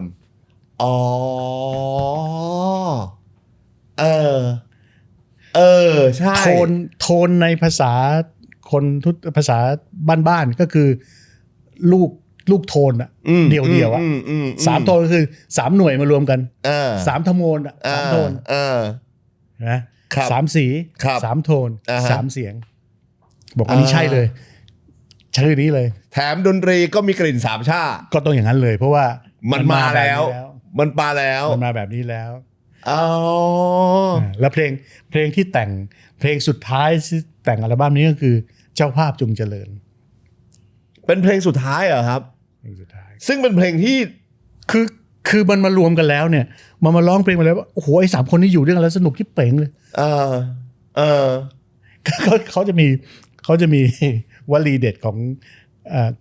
กฎของเขา3 คนเนี่ยธงกับบุ๋มบิ๋มเนี่ยชอบทะเลาะกันเถียงกันคือวิธีอะไรสักอย่างหลายๆอย่างธงก็แบบนึงไอ้บุ๋มบิ๋มก็จะอีกแบบหนึ่งจะต้องค้านไอ้ธงทุกอย่างแล้วพี่ธงเขาจะขี้น้อยใจมึงไอ้วันนี้มึงเรียนหนังสือมาสูงมึงอะไรอย่างงี้ก็ไอ้บุ๋มก็ชอบแกล้งคนน้อยใจกับคนชอบแกล้งคนอยู่ด้วยกันบันเทิงเวลามีอะไรขัดแย้งกันน่ะไอ้หนอมก็จะนั่งหัวเราะเพราะว่าเพื่อนทะเลาะกันโอเคมึง2 คนมึงกูไม่เชื่อมึงไอ้ธงก็ไม่เชื่อบุ๋มก็บอกไม่เชื่อธงไอ้หนอมมึงตัดสินมึงว่าไงมันตอบว่าไงรู้ไหมแล้วแต่มึงไม่มีบทสรุปแล้วก็ปล่อยให้มันเป็นแบบนั้นแต่สุดท้าย3 โทนซักเซสซักเซสมากดังมากถือว่ายอดขายน่าจะเป็นสูงสุดของกีตาร์ในช่วงนั้นไม่แล้วซึ่ง3 โทนผมจะบอกว่าผมว่ามันเป็นโรลโมเดลที่ทำให้หลายคนที่ฝันอยากเป็นศิลปินเขากล้าฝันมากขึ้นด้วยนะเพราะในมุมผมยุคนั้นถ้าผมจำไม่ผิดนะพี่แต๋งศิลปินต้องหน้าตาดีทุกคนเลยใช่แล้วไม่ได้บอกว่าพี่ธงพี่หนอมพี่บุ๋มไม่ดีนะเพราะว่าพี่ทั้ง3 ท่านมีคาแรคเตอร์สูงมากแต่คือแบบไม่ใช่ในแบบไม่ใช่ดารานั่นแหละมันก็เลยเป็นโจทย์ที่พี่ก็เชื่อว่าพี่จิกกับทางฝ่ายการตลาดพี่องุ่นเนี่ยเขาก็เลยคิดหนักว่าจะออกไปยังไงดีวะจุดขายคือตรงไหนวะเพราะว่าคนที่มาคนแรกก็คือธงชัยนี่คือการครีเอทีฟกับดีไซน์จริงๆนะแล้วก็สำคัญคือความรักที่มีต่อกันจริงๆครับผมว่านี่คืออีกจุดเด่นหนึ่งของคีตาเลยนะกับการแบบผมว่ามันมีความเป็นแฟมิลี่อะไรบางอย่างอยู่ด้วยอะไรบางอย่างที่คือสำหรับพี่จะเป็นอย่างนั้นแล้วโคตรดี3 โทนในยุคนั้นแบบจำได้แบบโห เจ้าภาพจงเจริญมาโคตรมันแล้วก็ยังมีอีกหลาย ๆ เพลงแล้วแบบเพลงช้าอย่างน้ำตาฟ้าอย่างเงี้ย น้ำตาฟ้านี่ธงชัยเอามานี่เรื่องนี้ก็สนุกเล่าให้ฟังธงชัยเนี่ยมาพร้อมกับเพลงนี้ ครับ เพราะเพลงนี้คนที่แต่งให้เขาคือสมหวังหนึ่งโม่โจ้หวังที่แต่งเพลงละครดังๆหลายเพลงน้ำตาฟ้าแล้วเขารักเพลงนี้มากรักเพลงนี้มากเขาก็แล้วก็โอเคเพลงนี้มากับธงนะครับก็ให้เขาร้องทีนี้พอถึงเวลาร้องจริงๆอ่ะธงมันก็เกรงมากเพราะว่าอยากร้องให้ดีดนตรีทำมาแล้วดีเพราะจะเขาก็ร้องทีนี้พอร้องไปแล้วก็เพี้ยนบ้างไม่ตรงจังหวะอะไรต่อมีอะไรร้องหลายรอบนานมากเลยไอทีมมาร์เก็ตติ้งก็บอกเสียดายเพลงมากเลยถ้าเพลงนี้ออกไปไม่ดีอ่ะถ้าร้องไม่ดีเนี่ยเพราะเพลงมันเพราะมากใช่ไหมอ่ะทำไงดีวะโอเคเพลงนี้ให้ทุกคนร้องแล้วเดี๋ยวจะเลือกเอาว่าใครร้องดีที่สุดเนี่ยเหรอครับไอ้บุ๋มเนี่ยไม่ได้แน่ๆแต่เขาร้องเพราะว่าสนุกธงแม่งใจเสียเลยอ่ะเพราะเขารู้ว่าถนอมแม่งร้องดีแน่ๆไอ้หนอมร้องดีร้องขาดเลยอ่ะหนอมก็ไม่อยากร้องเพราะว่ารู้ว่าเพลงของเพื่อนรู้ว่าพี่ธงรักมากไม่หรอกพี่บอกแต่ก็ต้องเชื่อเพราะว่าก็คายบอกพี่เป็นโปรดิวเซอร์เป็นคนทั้งพี่จิกพี่แต่งพี่องุ่นบอกให้ธงมันก็สปิริตอะน้องมึงร้องเลยมึงร้องดีมึงร้องเลยแต่ใจก็แบบว่านึกออกไหมใจสลายแล้วใจสลายข้างในแล้วผมว่าไปตั้งแต่สั่งมาว่าให้หนอมร้องแล้วครับแต่ว่าแม่งจะหวงก็ไม่ได้เป็นสุภาพบุรุษจะอิจฉาก็ไม่ได้เพราะว่าแม่งกูเพื่อนกันรักกันก็เพื่อนเขาได้จริงๆเขาเสียงดีจริงๆอิจฉาก็ไม่ได้โกรธก็ไม่ได้โอ้โหแม่งสงสารมันที่เพลงเลยแล้วพี่จำภาพได้เลยนะไอ้หนอมเข้าไปร้องหนอมก็ปิดไฟร้องเขาบอกว่าฟ้าไอ้ธงมันแบบเดินแบบทั่วห้องอัดเลยพี่ธงอ่ะเดินไอ้บุ๋มก็นั่งหัวเราะแล้วยอบชอบแกล้งอยู่แล้วชอบแกล้งธงแบบยิ้มอ่ะแต่ว่าหน้ามันเรารู้เลยแบบเขาเราก็รู้ครับแต่ก็ทำไปแต่สำหรับพี่ฟังแล้วพี่ไม่ได้ว่ะมันร้องเพราะไปคือมันไม่น่าสงสารถนอมอ่ะเพลงนี้มันเป็นน่าสงสารมันต้องเป็นคนที่แบบว่าอาภัพใช่ไหมคนรูปลักษณ์ของคนที่จะอาภัพควรจะเป็นธงชัยครับถนอมมันแบบหนุ่มเหนือว่าขาวผ่องมาเลยเขาก็ร้องถามว่าเขาก็ไม่ได้แกล้งร้องเขาก็ร้องได้ดีแต่พี่ก็ไม่ได้เคี่ยวเขาให้มากเขาร้องเพราะอยู่แล้วก็เอาทั้งหมดเนี่ยไปให้พี่จิกลุงขึ้นก็พวกมึงมาฟังกันพี่จิกมาพี่งุ่นมาฟังแล้วก็เดินงุนง่านพี่งุ่นคือที่ทำมาร์เก็ตติ้งอ่ะเขาฟังก็หันหลังฟังไม่ได้ว่ะมันเรียกพี่ตะแต่งไงตะแต่งว่าไหมกูชอบไอ้ธงอ่ะแต่มึงทำให้มันร้องดีได้ไหมวะลองคิดดูถ้าไม่รักกันนะจะทำงานพวกนี้ได้แล้วพี่แต่งทำไงอะครับพี่ก็กลับมาพี่ก็พอรู้แหละพี่ก็เข้าใจว่าโอเคเพราะว่าเรามีเมนหลักของเราแล้วว่าถ้าสื่อสารได้ตรงมันจะเกิดเราก็รู้กลิ่นแล้วว่าเพลงนี้มันน่าสงสารถ้าธงร้องได้เนี่ยจะดีมากก็รุ่งขึ้นก็3คนนี้ก็มาหลอกฟังผลสงสารพี่ธงมากเลยฟังจากเรื่องนี้ธงเอาอีกได้ไหมวะเอาอีกไม่ได้ไหมวะพี่ว่าทุกคนก็อยากให้ธงร้องได้ครับพี่ได้ครับใจชื้นขึ้นมาเลยนะท่าทางแม่งก็ร้องเหมือนเดิม5 ทุ่มแหละร้องจนช้ำเดี๋ยวเพี้ยนตรงนั้นเดี๋ยวผิดตรงนี้อะไรเงี้ยนะครับ5 ทุ่มป่ะโอเคแล้วได้แค่นี้แล้ววะเอางี้พี่ก็เอางี้เดี๋ยวเราไปกินข้าวต้มกันตอน5 ทุ่ม เดี๋ยวกลับมาร้องอีกยกหนึ่ง ครับ นะแล้วก็วัดเลย ก็ไปกินข้าวกันผมก็ว่าไอ้สองคนนั้นก็เล่นกัน พี่ก็เข้ามาในห้องอัดก็มันรอ ครับ เขาก็เดินตามมา ฮะ ไอ้ธงมันหายไปไหนวะมันไม่เข้ามามันเข้าห้องน้ำก็นานเหลือเกินสักพักมันก็เปิดประตูเข้ามาเอาละครับอาจารย์ก็เรียกพี่อาจารย์เอาละพี่ว่าโอเค ปิดไฟให้หมดทุกดวงทำสมาธิตรงเข้าไปนะไม่ต้องมองพี่ร้องไปเลยร้องไปเลย แล้วพี่ก็คิดว่า พี่เก็บแท็กของธงไว้เนี่ยประมาณ20 กว่าเทคละมันตัดต่อได้แต่มันออโต้จูนไม่ได้ ครับ เพราะฉะนั้นถ้าทำแย่จริงๆ ก็คือเอาตรงนั้นต่อตรงนี้ตรงนี้ต่อตรงนั้นแต่ถ้าเพลงนี้ถ้าดีที่สุดคือร้องรวดเดียวแล้วจบธงนะครั้งสุดท้าย เดี๋ยวกลับบ้านโอเคครับอาจารย์ก็ทำสมาธิเงียบไอ้บุ๋มมึงอย่าเพิ่งเล่น บุ๋มมึงอย่าเพิ่งเล่นไอ้หนอมมึงนั่งเฉยร้องเขาก็ร้องเปิดเพลงก็ร้องพี่แม่งลุ้นไปทีละท่อนนะหายใจท่อนนี้ได้ท่อนนี้ได้ท่อนกลับมาโซโล่กลับมาอีกรอบนึงปึ๊บจบท่อนโอเคทงอยู่แล้วก็ทำมีจิตวิทยาหน่อยให้มันฮึกเหิมนะครับโอเคอยู่แล้วปิดท่องอัดไปจริงเหรออาจารย์ จริงโอเคแล้วดีที่สุดแล้วครับมันก็ใจชื้นแต่พี่แล้วก็ให้ฟังว่าดีที่สุดละแล้วพี่บอกว่ากูเชื่อว่าเอาอันนี้แหละอันนี้เป็นเทคสุดท้ายร้องรวดเดียวจบไม่มีตัดต่ออารมณ์ได้หมดทุกอันละทุกท่อนคือสุดท้ายเนี่ยมันเป็นเพลงที่น่าสงสารใช่ไหมแล้วมัน ต้องอยู่ในสภาวะที่น่าสงสารจริงๆไม่มีทางไปแล้วอ่ะ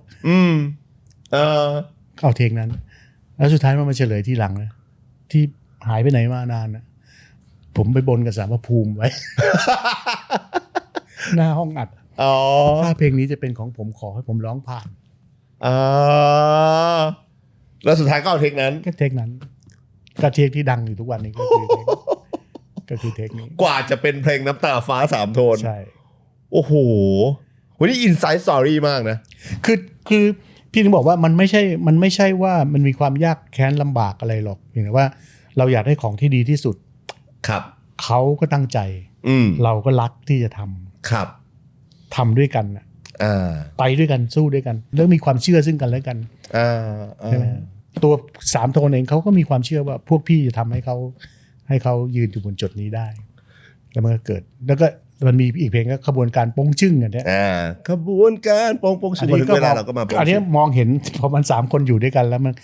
พี่ก็บอกว่าจิกแม่งเหมือนไอ้พวกรถทัวร์หลังรถทัวร์มีกองทอมอยู่คู่นึงปวดแม่งทั้งงานไปไหนก็ตีกองจนมือเจ็บแล้วไม่รู้จะไม่มีมือตีมือเจ็บอะตั้งแต่กรุงเทพไปถึงพัทยาตีไปตลอดทางอะอันนี้มันเป็นประสบการณ์จริงๆนะแล้วทำไงวะแม่งมือเจ็บแล้วก็ใช้ปากทำจึงป้งป้งจึงโป้งป้งจึงมันเป็นของจริงวะไอที่ทำเสียงกันในเพลงคือมันมาจากไอเดียนี้มองเห็นภาพแบบนี้อยู่ว่าชิงฉับทัวร์มันเมื่อยแล้วมันเจ็บมือเลยตีไม่ไหวชอบก็แม่งกระปวดอยู่ท้ายรถพี่จิกเขาก็ไปเขียนมาเพลงนี้โหยพวกพี่ยุคนั้นสุดยอดเลยไอ้เด็กใส่เลยจริงโป้งโป้งจริงโป้งโป้งจริงโปร่งจริงก็เพลงนี้ก็ดังนั่งฟังอยู่เหมือนไม่เหมือนแก๊งทำเพลงเหมือนแก๊งดีไซน์งานออกแบบดีๆ อะไรอย่างเงี้ยครับพี่แต่งใช่มันเหมือนกับแบบเรามีของมาเราเอาของมาตกแต่งกันดีกว่าให้ตรงนี้มันขายได้เพิ่ม value มันยังไงอะไรอย่างเงี้ยใช่ก็เป็นอย่างนั้นโคตรดีเลยอ่ะแล้วก็ยุคแรกๆก็ยังมีอีกเยอะพี่อ้อมนี่ก็จริงๆอ้อมก็เป็นเด็กมาเลยนะเด็กใสๆเด็กแบบเด็กมัธยมอ่ะแม่มาฝากไว้กับพี่เพราะว่าพี่เป็นคนดูแลนักร้องใช่ไหมครับก่อนนั้นก็จะมี ฮันนี่กับแสงระวีที่เขาทำคู่กันมา แมงมุม ฮันนี่ก่อนแล้วก็จะมาอ้อมแล้วก็มาเป็นแสงระวี คนหนึ่งเสือคนหนึ่งแมงมุมใช่ก่อนถึงอ้อมเนี่ยพี่เล่าเรื่องสองคนนี้นิดก็ได้ครับฮันนี่ก็สวยเซ็กในยุคนั้นไม่มีใครเกินเขาครับแต่ว่าก็เป็นคนที่มีวินัยแล้วก็ร้องเพลงคือก็อย่างที่บอกว่าพวกเนี้ยน้องพวกเนี้ยคุณสมบัติการร้องเพลงอาจจะไม่ได้ดีมากครับแต่ฮันนี่เนี่ยเป็นดาราที่เล่นละครดีมากเลยถ่ายทอดอารมณ์ดีมากเพราะนั้นวิธีที่พี่จะทำกับฮันนี่นี่อีกแบบหนึ่งไม่ได้แบบตะบี้ตะบันให้ร้องบอกฮันนี่เพลงนี้ฉากเนี้ยฮันนี่นึกถึงอะไรให้เขาเอาสกิลของเขาออกมาเราก็ได้ประสบการณ์อีกอย่างแล้วเฮ้ยถ้าเขาเป็นนักแสดงอ่ะครับอธิบายบทนี้ให้เขาจริงๆว่าซีนนั้นคืออะไรเราก็จะทำได้เขาจะเข้าใจว่าอารมณ์ของตัวละครกำลังทำอะไรอยู่รับบทใหม่ไม่มีเธอพี่อันนี้ก็สักเซสผมสักเซสมากเลยเพราะว่ายุคนั้นไม่มีนักร้องคนไหนที่กล้าแสดงบทเซ็กซี่บนเวทีได้แต่ตัวเขานั้นโคตรแมนเลยนะตัวนี้โคตรแมนเลยครับน่ารักมากน่ารักมากแล้วก็พอมาอีกคนนึงแสงระวีมาอันนี้ใครไปติดต่อไม่รู้ก็ไอ้นี่ก็นางงามมาเลยมิสเวิลด์มั้งถ้าจำไม่ผิดนะครับดังจากการแย่งมงกุฎกันนะแล้วก็เป็นสาวเช็คอะไรทุกอย่างใช่ก็เดินเข้ามาในคีตาพี่มันสวยจริงๆมันสวยแบบสวยหมดจดจริงๆนะแต่อันนี้ก็เป็นเด็กนอกก็ตรงไปตรงมาแบบนี้แต่ปรากฏว่าทั้งแสงระวีทั้งฮันนี่เนี่ยหลายๆคนก็จะคิดว่าอยู่ถ้ำเดียวกันมันต้องอิจฉากันแน่ๆอะไรเงี้ยแต่ปรากฏว่าเขาไม่มีเขาก็คือมันก็เฟรนลี่กันดีเฟรนลี่มากแล้วก็อยู่กันด้วยความรักเขาสองคนเขาก็รักกันดีเขาไปไหนก็รักกันดีแล้วก็จะเป็นอ้อมก็มาทำทีหลังอ้อมก็จะแบบทั้งสวยก็สู้พี่เขาไม่ได้ร้องเพลงก็ไม่ได้เก่งอะไรวะอ้อมจะมีอะไรดีวะเนี่ยหาคาแรคเตอร์ยังไม่เจอก็มีแสงระวีมีฮันนี่ครับสวยเซ็กอ้อมเด็กห้าวอีกต่างหากยังไงดีวะก็มีซุปก็แต่งเพลงถอยดีกว่าไม่เอาดีกว่าเอาเว้ยเพลงนี้ไอ้อ้อมร้องหรือวะร้องก็ต้องหาสไตล์นะก็คลุกใช้เวลาเท่าๆกันกับพวก3โทนครับเขาก็ร้องแบบอ้อมใช้ลูกคอได้ไหมไม่เอาดีกว่างี้ได้ไหมไม่เอาดีกว่ามันร้องไม่ได้ไม่เอาดีกว่าไม่เอาเฮ้ยได้กลิ่นแล้วครับไหนลองร้องแบบนี้สิไม่เอาดีกว่าเขาก็ร้องถอยดีกว่าไม่เอาดีกว่าเอาแบบนี้เอาแบบนี้เลยอัดเป็นเต็มที่เลยครับได้เป็นสไตล์ที่แบบไม่เอาดีกว่าไปตกจังหวะไอ้กลองทิ้งป้าทิ้งป้าทิ้งก็ได้เก็ตปรากฏว่าถ้าอัลบั้มที่แบบว่าออกเพลงวันนี้แล้วปิดเลยนี่ก็คือเพลงถอยดีกว่าของพี่อ้อมใช่ไหมครับเพราะมันแมทช์กันพอดีกับไม่แล้วตอนนั้นคาแรคเตอร์ของพี่อ้อมตอนออกอัลบั้มมาเป็นผู้หญิงที่ออกอัลบั้มแล้วเท่มากด้วยนะเป็นสาวเท่พูดกันง่ายๆคือทอมสวยยุคนั้นนะยุคนั้นมันยังแบบเรายังไม่ได้แบบว่าผมยังไม่ต้องใช้ว่าเรายังไม่ได้โอเพ่นขนาดนั้นแล้วแบบการมาแบบนี้ของพี่อ้อมมันคือแบบโหใช่แล้วมันก็มีปรากฏการณ์อ้อมเนี่ยมีทั้งผู้ชายผู้หญิงมาติดทั้งคู่เลยใช่แล้วก็ด้วยยุคนั้นถ้าไม่ใช่จำผิดละผมจำได้ว่าแบบถูกจับคู่กับพี่มอสใช่อ้อมมอสขึ้นปกเธอกับฉันขึ้นปกอะไรเต็มไปหมดเลยครับจำได้แล้วก็มีเพลงอีกเพลงหนึ่งก็คืออย่ายอมแพ้ที่แบบแล้วมันเป็นช่วงอะไรรู้ไหมช่วงที่ไอ้อ้อมมันมาทำเพลงแล้วมันเอ็นทานไม่ติดพอดีเอ็นทานไม่ติดก็ไปเรียนที่มหาวิทยาลัยกรุงเทพครับเขาก็ร้องเพลงนี้พอดีกับช่วงจังหวะเวลานั้นมันยิ่งได้เลยแล้วก็ถ่ายทอดขออย่ายอมแพ้แล้วเพลงเหล่านี้ก็ยังดังอยู่พี่ก็บอกว่าเนี่ยเขาสื่อสารตรง พอดีเป๊ะ ซึ่งเอาจริงๆพอพี่แต่งเล่าแบบนี้คีตาเหมือนกับว่าศิลปินต้องใช้คำว่า ไม่ได้ถึงขั้นแบบเยอะขนาดนั้นน่ะแต่ทำใครออกมาก็เปรี้ยงเนาะใน มัน ตอ ก็ น ส นั้น นุกเลยแล้วก็พอจากนั้นก็มีนะมาริลาบราซิเลียนก็เอาไปเป็นเรื่องของลาตินเพลงลาติน ยูโฟ อ่า ใครกะพี่แซม แซม ใช่ไหมพี่จารุณี จารุณี ดาราออกเทปหมดเลยอ่ะ ก็พอกลุ่มนี้เขาได้เนี่ยนักแสดงตอนนั้นที่เขา ดังๆ ตอนนั้นเนี่ยไอ้ธุรกิจเทปมันบูมกว่าหนัง ใช่ไหมนักร้องดาราที่เขาร้องเพลงได้เขาก็อยากมีบทบาทอีกอย่างหนึ่ง อ่า เพ ฮะ ราะฉะนั้นเขาเห็นว่าคีตาทำได้เขาก็เดินเข้ามาทำ พี่ยุ้ย ยุ้ยปัทมวัน อ่า พี่ทำมาถึงชุดสุดท้ายก็ที่ยุ้ยปัทมวัน รู้แล้วจะหนาว อ่า แล้วหลังจากนั้นก็เปลี่ยนผู้บริหารเปลี่ยนเจ้าของเลย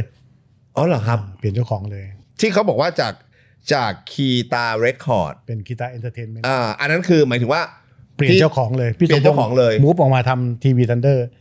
พี่ก็มูฟตามมาทำทีวีทันเดอร์คือจริงๆตอนมีคีตาเนี่ยมันก็มีบริษัททีวีทันเดอร์เกิดขึ้นมาแล้ว ครับ ซึ่งพี่สมพงษ์นี่แหละ เป็นเจ้าของทั้งคู่ ครับ แต่นี้คือไอ้โมเดลธุรกิจเทปเนี่ยในยุคนั้นน่ะมันยังไม่โปรเฟชชั่นอลอ่ะต้องในเรื่องโครงสร้างธุรกิจนะ แล้วก็ไม่ไหวกับมันแล้วมีเทปผีซีดีเถื่อนเข้าไปอีก มีแล้วเหรอครับตอนนั้น ตอนนั้น มีแล้วเหรอพี่แต่ง พี่จะบอกให้ตอนพงษ์พัฒน์จะออกเทปชุดที่สองเราก็ใส่เรื่องโปรโมชั่นเต็มที่เลย ครับ นะมีการจองสื่อจองหน้าหนังสือพิมพ์จองอะไรไว้พบกันวันที่1สมมติวันที่1กันยายนพบกันวันที่1ทุกแผงเทป ครับ ปรากฏว่าไอ้ฝั่งผลิตอะแม่งไม่พร้อม ฝั่งผลิตเทปอะนะตัว ครับ บริษัทผลิตบอกยังออกไม่ได้ เอ้า ปั๊มไม่ทัน เอ้า นะก็เลยแบบว่า โอเคถ้างั้นเลื่อนออกไปอีกอาทิตย์หนึ่ง ครับ ก็ยังไม่ร้อนเปลี่ยนสื่อเปลี่ยนอะไร ขอแลกจองหนังสือพิมพ์หน้าหลังไว้แล้วก็ยอมเสียค่าปรับเลื่อนไปอีกอาทิตย์หนึ่งโอเค ออกอีกอาทิตย์หนึ่งชายแดนอะวันที่1อะมีเทปพงษ์พัฒน์อยู่แล้ว ออกไปแล้ว ไปจากไหนก็ไม่รู้ อ๋อแสดงว่าเทปผีนี่คือมีมาตั้งแต่ยุค โอ้ ยุค 90 เลย ใช่ คือมันง่ายไง คือเทปผีเนี่ยนะ มันมีตั้งแต่ก่อนมีค่ายเทปหนึ่งไทยอีก มันมีมาตั้งแต่ยุคนั้นแล้วเหรอพี่แหลม เลยนี่อีกประเด็นหนึ่งก็คือว่า มันก็เป็นข้อน่าสงสัยว่า สมมติพี่เป็นบริษัททำผลิตเทป ครับ แล้วก็มีบริษัทปั๊มเทป ก็คุยกันเป็นข้อขัดแย้งว่าบริษัทที่ปั๊มเทปอ่ะคุณ security แค่ไหน มีคนแอบเอามาสเตอร์นี้ไปให้ค ไป นอื่นห ห รื รือ อ เป เป ล่า ล่าเขาบอกไม่มี แต่เราก็ไม่รู้ เราก็ไม่รู้ มันก็ทำให้ตัวบริษัทแกรมมี่เองถึงได้เป็นผู้ผลิตเทปเอง เพื่อป้องกันการรั่วไหลของข้อมูล เขาก็ ต่างๆนา ควบ นา คุมได้เองหมด แต่คีตาเราไม่ใช่แบบ ไม่ นั้ มี น แล้วก็พาร์ทเนอร์เราเป็นโลต้าเป็นผู้ผลิตไอตัวตลับเทปเพราะฉะนั้นมันถึงจุดหนึ่งมันก็พอทำไมยอดมันไม่ไปตามกระแสวะ ผมอยากถามเหมือนกัน เพราะว่าใน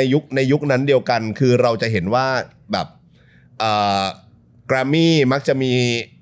ศิลปินที่แบบทะลุล้านตลับ RS มีทะลุล้านตลับเพิ่มเพลง เปลี่ยนปกโน่นเนี่ยคีตามีไหมครับ นี่แหละมันก็เป็นข้อสงสัยอันหนึ่งแล้วเป็นพอยต์อันหนึ่งที่มันหาข้อยุติไม่ได้ ก็คือว่าเราเช็คจากกระแสสมมุติว่าอัลบั้ม A ดังเท่าๆกันกับแกรมมี่เลยนะครับ แกรมมี่บอกเขาขายได้2 ล้าน ฮะ ของเราทำไมมันแค่ ทำไมของเรามันไม่ถึง 300,000 500,000วะ แต่กระแสของเราไม่ได้แผ่วน้อยกว่าเขาเลย ไปคอนเสิร์ตที่ไหนไปเลยทุกอย่างก็เท่ากันหมด มันไปไหน มันไปไหน มันไปอยู่ตรงไหน หรือกระแสมันมายังไง ใช่ ถ้าเกิดยอดมันแค่นี้ ใช่แล้วทีนี้พอกระแสมันมาเนี่ย วิธีการโปรโมชั่นน่ะกระแสมาแล้ว ครับ ก็อัดเงินโปรโมชั่นเข้าไปอีก อืม ทุกค่ายก็ทำอย่างนั้นหมด ครับ แต่เวลาเขาอัดเงินโปรโมชั่นกระแสมายอดตามมา ของเราอัดเข้าไปกระแสมาย อดไม่มาย อดไม่มา สุดท้ายเนี่ยถ้าเราเป็นนักธุรกิจ ครับ ลองคิดนักธุรกิจนะ อืม เราลงเงินไปแค่เนี้ยแล้วเงินมันไม่กลับมา คือเราไม่ได้ไปขายของเองอะ ครับ เราจะทำยังไงต่อวะ อืม อืม กับการที่แบบหรือเราสวิตช์ไปทำธุรกิจอีกอย่างหนึ่งที่เห็น มัน เลย เห็น ว่า ลงทุนแค่นี้ได้เงินแค่นี้กำไรแค่นี้ อ่า แล้วในภาวะที่สุดท้ายศิลปินก็เป็นคนอื่น อืม นักแต่งเพลงก็เป็นคนอื่น ครับ โปรดิวเซอร์ก็เป็นคนอื่น อืม อืม การควบคุมตรงเนี้ยถ้าไม่มีมือขวาไม่มีมือซ้ายที่แข็งแรงจริง มันคอนโทรลไม่ได้ ๆ มันจะไปต่อได้แค่ไหน ก็เลยมีการเปลี่ยนถ่าย มันก็เปลี่ยนแปลงก็เปลี่ยนธุรกิจมาเป็นบริษัทที่ทำทีวีที่พี่มา ก็คือพี่สมพงศ์ก็เลยมาทำทีวีทันเดอร์อย่างเต็มตัว เต็มตัวแล้วก็ขายบริษัทนั้นให้กับนักธุรกิจอีกท่านหนึ่งก็เป็นกีตาร์เอนเตอร์เทนเมนต์แต่ทีมงานหลายๆคน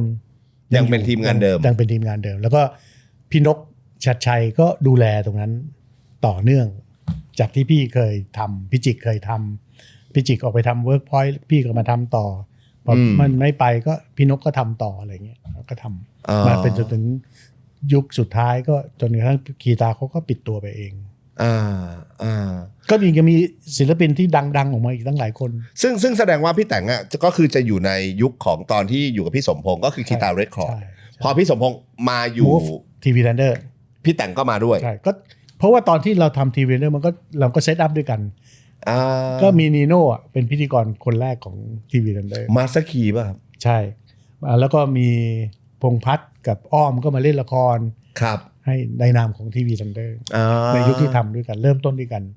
แต่พอหลังจากนั้นยุคที่3ผมใช้คำนี้แล้วกันก็เป็นคีตาเอนเตอร์เทนเมนต์ยุคนี้ก็ไม่แผ่วเลยนะเอาจริงๆนะเพราะว่าศิลปินมาแบบโหยุคนี้ยิ่งรู้สึกเป็นแบบแข่งกันวัยรุ่นสนุกเลยเพราะว่าแกรมมี่ก็จะมีมอสเจRS มีพี่เต๋ามีใดๆคีตาก็ฝันดีฝันเด่นด็อกเตอร์คิดอะไรมาเต็มไปหมดเพียงแค่ว่าพี่แต่งอ่ะไม่ได้อยู่แต่ยังเป็นทีมทำงานเดิมวิธีการทำงานมันยังเป็นแบบเดิมอยู่การดีไซน์แบบเดิมอยู่แล้วใครขึ้นมาดูแลในส่วนของพี่แต่งครับตอนนี้มันเริ่มถ่ายไปที่โปรดิวเซอร์แล้วแต่ละคนก็จะโปรดิวเซอร์เขาจะไปดูแลเพราะว่าเอนเตอร์เทนเมนต์เนี่ยมาหมดเลยครับฝันดีฝันเด่นใครอีกอะด็อกเตอร์คิดทีสเกิร์ตสุรวุฒิไหมกันทิกแท็กโทนี่ผมชอบมากเลยนะผมบอกผมกรี๊ดมากเลยนะเป็นเจป๊อปแรกๆของเมืองไทยนะครับช่วงนั้นมันก็เริ่มมีกระแสเนี่ยพวกเจป๊อปอะไรเข้ามาแล้วสำหรับพี่ก็จะมองว่าทุกค่ายจะทำแบบเดียวกันหมดแหละจะเหมือนกันหมดแล้วพี่แต่งยังได้แวะเวียนมาผมเชื่อว่าแวะเวียนมาคอนซัลท์มาดูหรือมาแวะเวียนมาหรือไปลุยฝั่งนั้นเลยไม่ได้มาเลยแล้วก็จะมีนานๆที่มาเฉลียงมารวมกันก็จะนกมาคนนี้มาครับก็ไม่ได้มาดูละไม่ได้มาดูเขาละวิธีการก็จะเปลี่ยนไปเพราะว่าจริงๆไอ้ช่วงที่ทำงานซีสนุกด้วยกันก็อย่างเงี้ยมีพี่จิกมีพี่นกมีพี่องุ่นมีพี่เจี๊ยบครับไอ้คนกลุ่มนี้มันคุยกันแบบเดียวกันมันก็เป็นแบบนี้ก็คล้ายๆกันโหแต่ว่าก็หมายถึงว่าคีตามันก็เป็นจุดเริ่มต้นที่แบบพี่ๆสร้างขึ้นมาแล้วมันก็เป็นอีกร่องหนึ่งให้มันกลายเป็นผมใช่ว่าเป็นอีกโมเดลของการสร้างศิลปินของบ้านเรานะคือใช่คือก็พี่ถึงบอกว่าของบางอย่างมันเป็นเรื่องของการดีไซน์นะการดีไซน์แล้วก็โอเคองค์ประกอบที่เป็นคนแล้วเชื่อถือกันและกันดีไซน์ออกมาแล้วทำงานด้วยกันด้วยความรักจริงๆต่อกันซื่อสัตย์ในความคิดของทุกคนในหน้าที่ของทุกคนมันก็เกิดงานอะไรออกมาแล้วก็เป็นงานออกแบบงานดีไซเนอร์งานดีไซน์ซึ่งวิธีการแบบนี้มันก็สามารถสร้างผมเชื่อว่าสร้างเพลงฮิตสร้างศิลปินฮิตได้เหมือนกันสร้างศิลปะได้ทุกอย่างเป็นอีกวิธีหนึ่งซึ่งคีตาทำเพลงด้วยการศึกษาอย่างลึกซึ้งแบบผมคิดว่า คือเราอาจจะไม่ได้ศึกษาด้วยทฤษฎีแบบนั้นแต่เรามีความรู้สึกว่าคนไอเนี่ยจะเป็นอะไรมันต้องรู้จักมันต้องรู้จักแหละเพลงมันจะเป็นแบบไหนดนตรีมันจะเป็นแบบไหนเวลาออกไปให้คนเห็นนะออกไปด้วยภาพไหนแล้วมันจะเจอกันสิ่งที่เรากำลังส่งสารกับสิ่งที่เขารับสารมันตรงกันเมื่อไหร่ได้มวลมากขึ้นก็มันก็กลายเป็น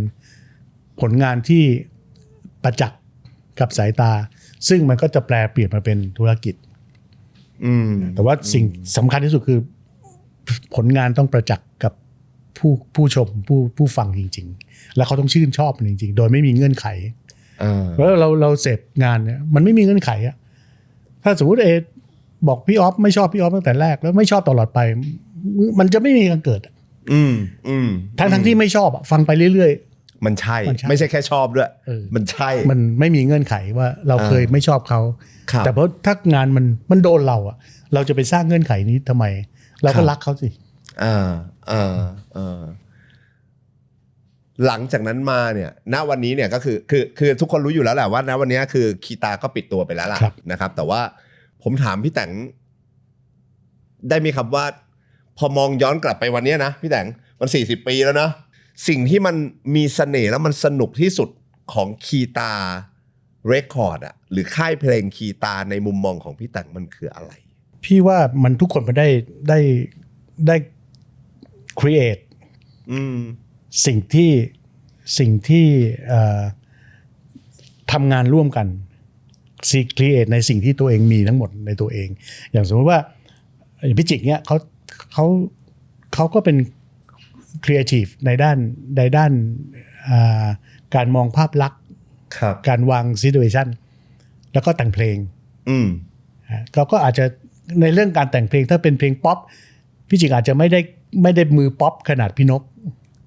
แต่ก็รู้ว่าถ้าเพลงนี้ที่นกแต่งเนี่ยแม่งฟิตเลยกับสิ่งที่เขามองเช่นเดียวกันกับพี่ก็พี่เรียนดนตรีพี่เล่นดนตรีพี่ก็รู้ว่ามันไม่ใช่แค่สิ่งที่เราเรียนมาหรือรู้มาแค่นี้เราสามารถ create สิ่งเหล่านี้เพิ่มขึ้นไปจากคนที่เรารู้จักที่เขาเก่งทางด้านนี้ใส่อะไรลงไปมันก็จะได้เพราะฉะนั้นสิ่งที่มันเป็นความสุขว่าความคิดสร้างสรรค์ของพวกเราหลายๆคนมารวมกันแล้วมันเกิดทำแล้วมันเกิดทำแล้วมันเกิดทำแล้วมันเกิดแล้วสิ่งที่เป็นความสุขก็คือว่าไอ้คนที่มาทำงานร่วมกับเราคือศิลปินทุกคนนะเขาแฮปปี้เขามีความสุขเขามีตัวตนเขามีเพลงที่เป็นตัวเขาขึ้นมาหรือแม้แต่พี่เอ็มเงี้ยวันนี้เขายังร้องเพลงละลายอยู่ใช่ไหมจะทรมานจะทุกข์แค่ไหนก็ตามในวันที่ทำงานแต่วันนี้พี่เอ็มร้องเพลงละลายทุกคนยังเย้แฮปปี้อยู่พี่ออฟยังร้องเพลงอีกนานเจ็บนี้อีกนานได้อยู่เงี้ยใช่ไหมเขาก็มีความสุขเราก็จะมีความสุขเราเป็นส่วนหนึ่งในการทำงานตรงนั้นย้อนกลับไปก็สนุกทำงานไม่เหนื่อยก็ทำกันสนุกสนานแต่สิ่งที่น่าเสียดายก็คือว่าไอ้ตอนนั้นเนี่ยโมเดลธุรกิจที่มันเริ่มต้นพวกเราหรือพี่ๆหลายๆท่านที่เขาอาจจะมาด้วยความรักในเรื่องงานตรงนี้มากกว่าโมเดลธุรกิจที่มันพอมันถึงจุดหนึ่งที่มันมีปัญหาอะไรเข้ามาแล้วมันแบบโอ้โหมันทำให้เราต้องเลือกว่าทิ้งดีกว่าไปทำอย่างอื่นดีกว่าทั้งที่นี่เรารักมันแสดงว่าพูดถึงกลับมาณวันนี้ผ่านไป40 ปีก็ยังยืนยันว่าถ้าเกิดมองกลับไปคือถ้าไม่นับโมเดลธุรกิจก็ยังโคตรรักมันอยู่พี่ก็ยังบอกว่าคนที่ทำงานร่วมกันมาตรงนั้นยังเป็นห่วงเวลาที่ใช้ครีเอทีฟกันอย่างเต็มที่แล้วสนุกมันมีเพลงมันมีอะไรที่เราชอบขอบคุณครับพี่ครับสวัสดีครับ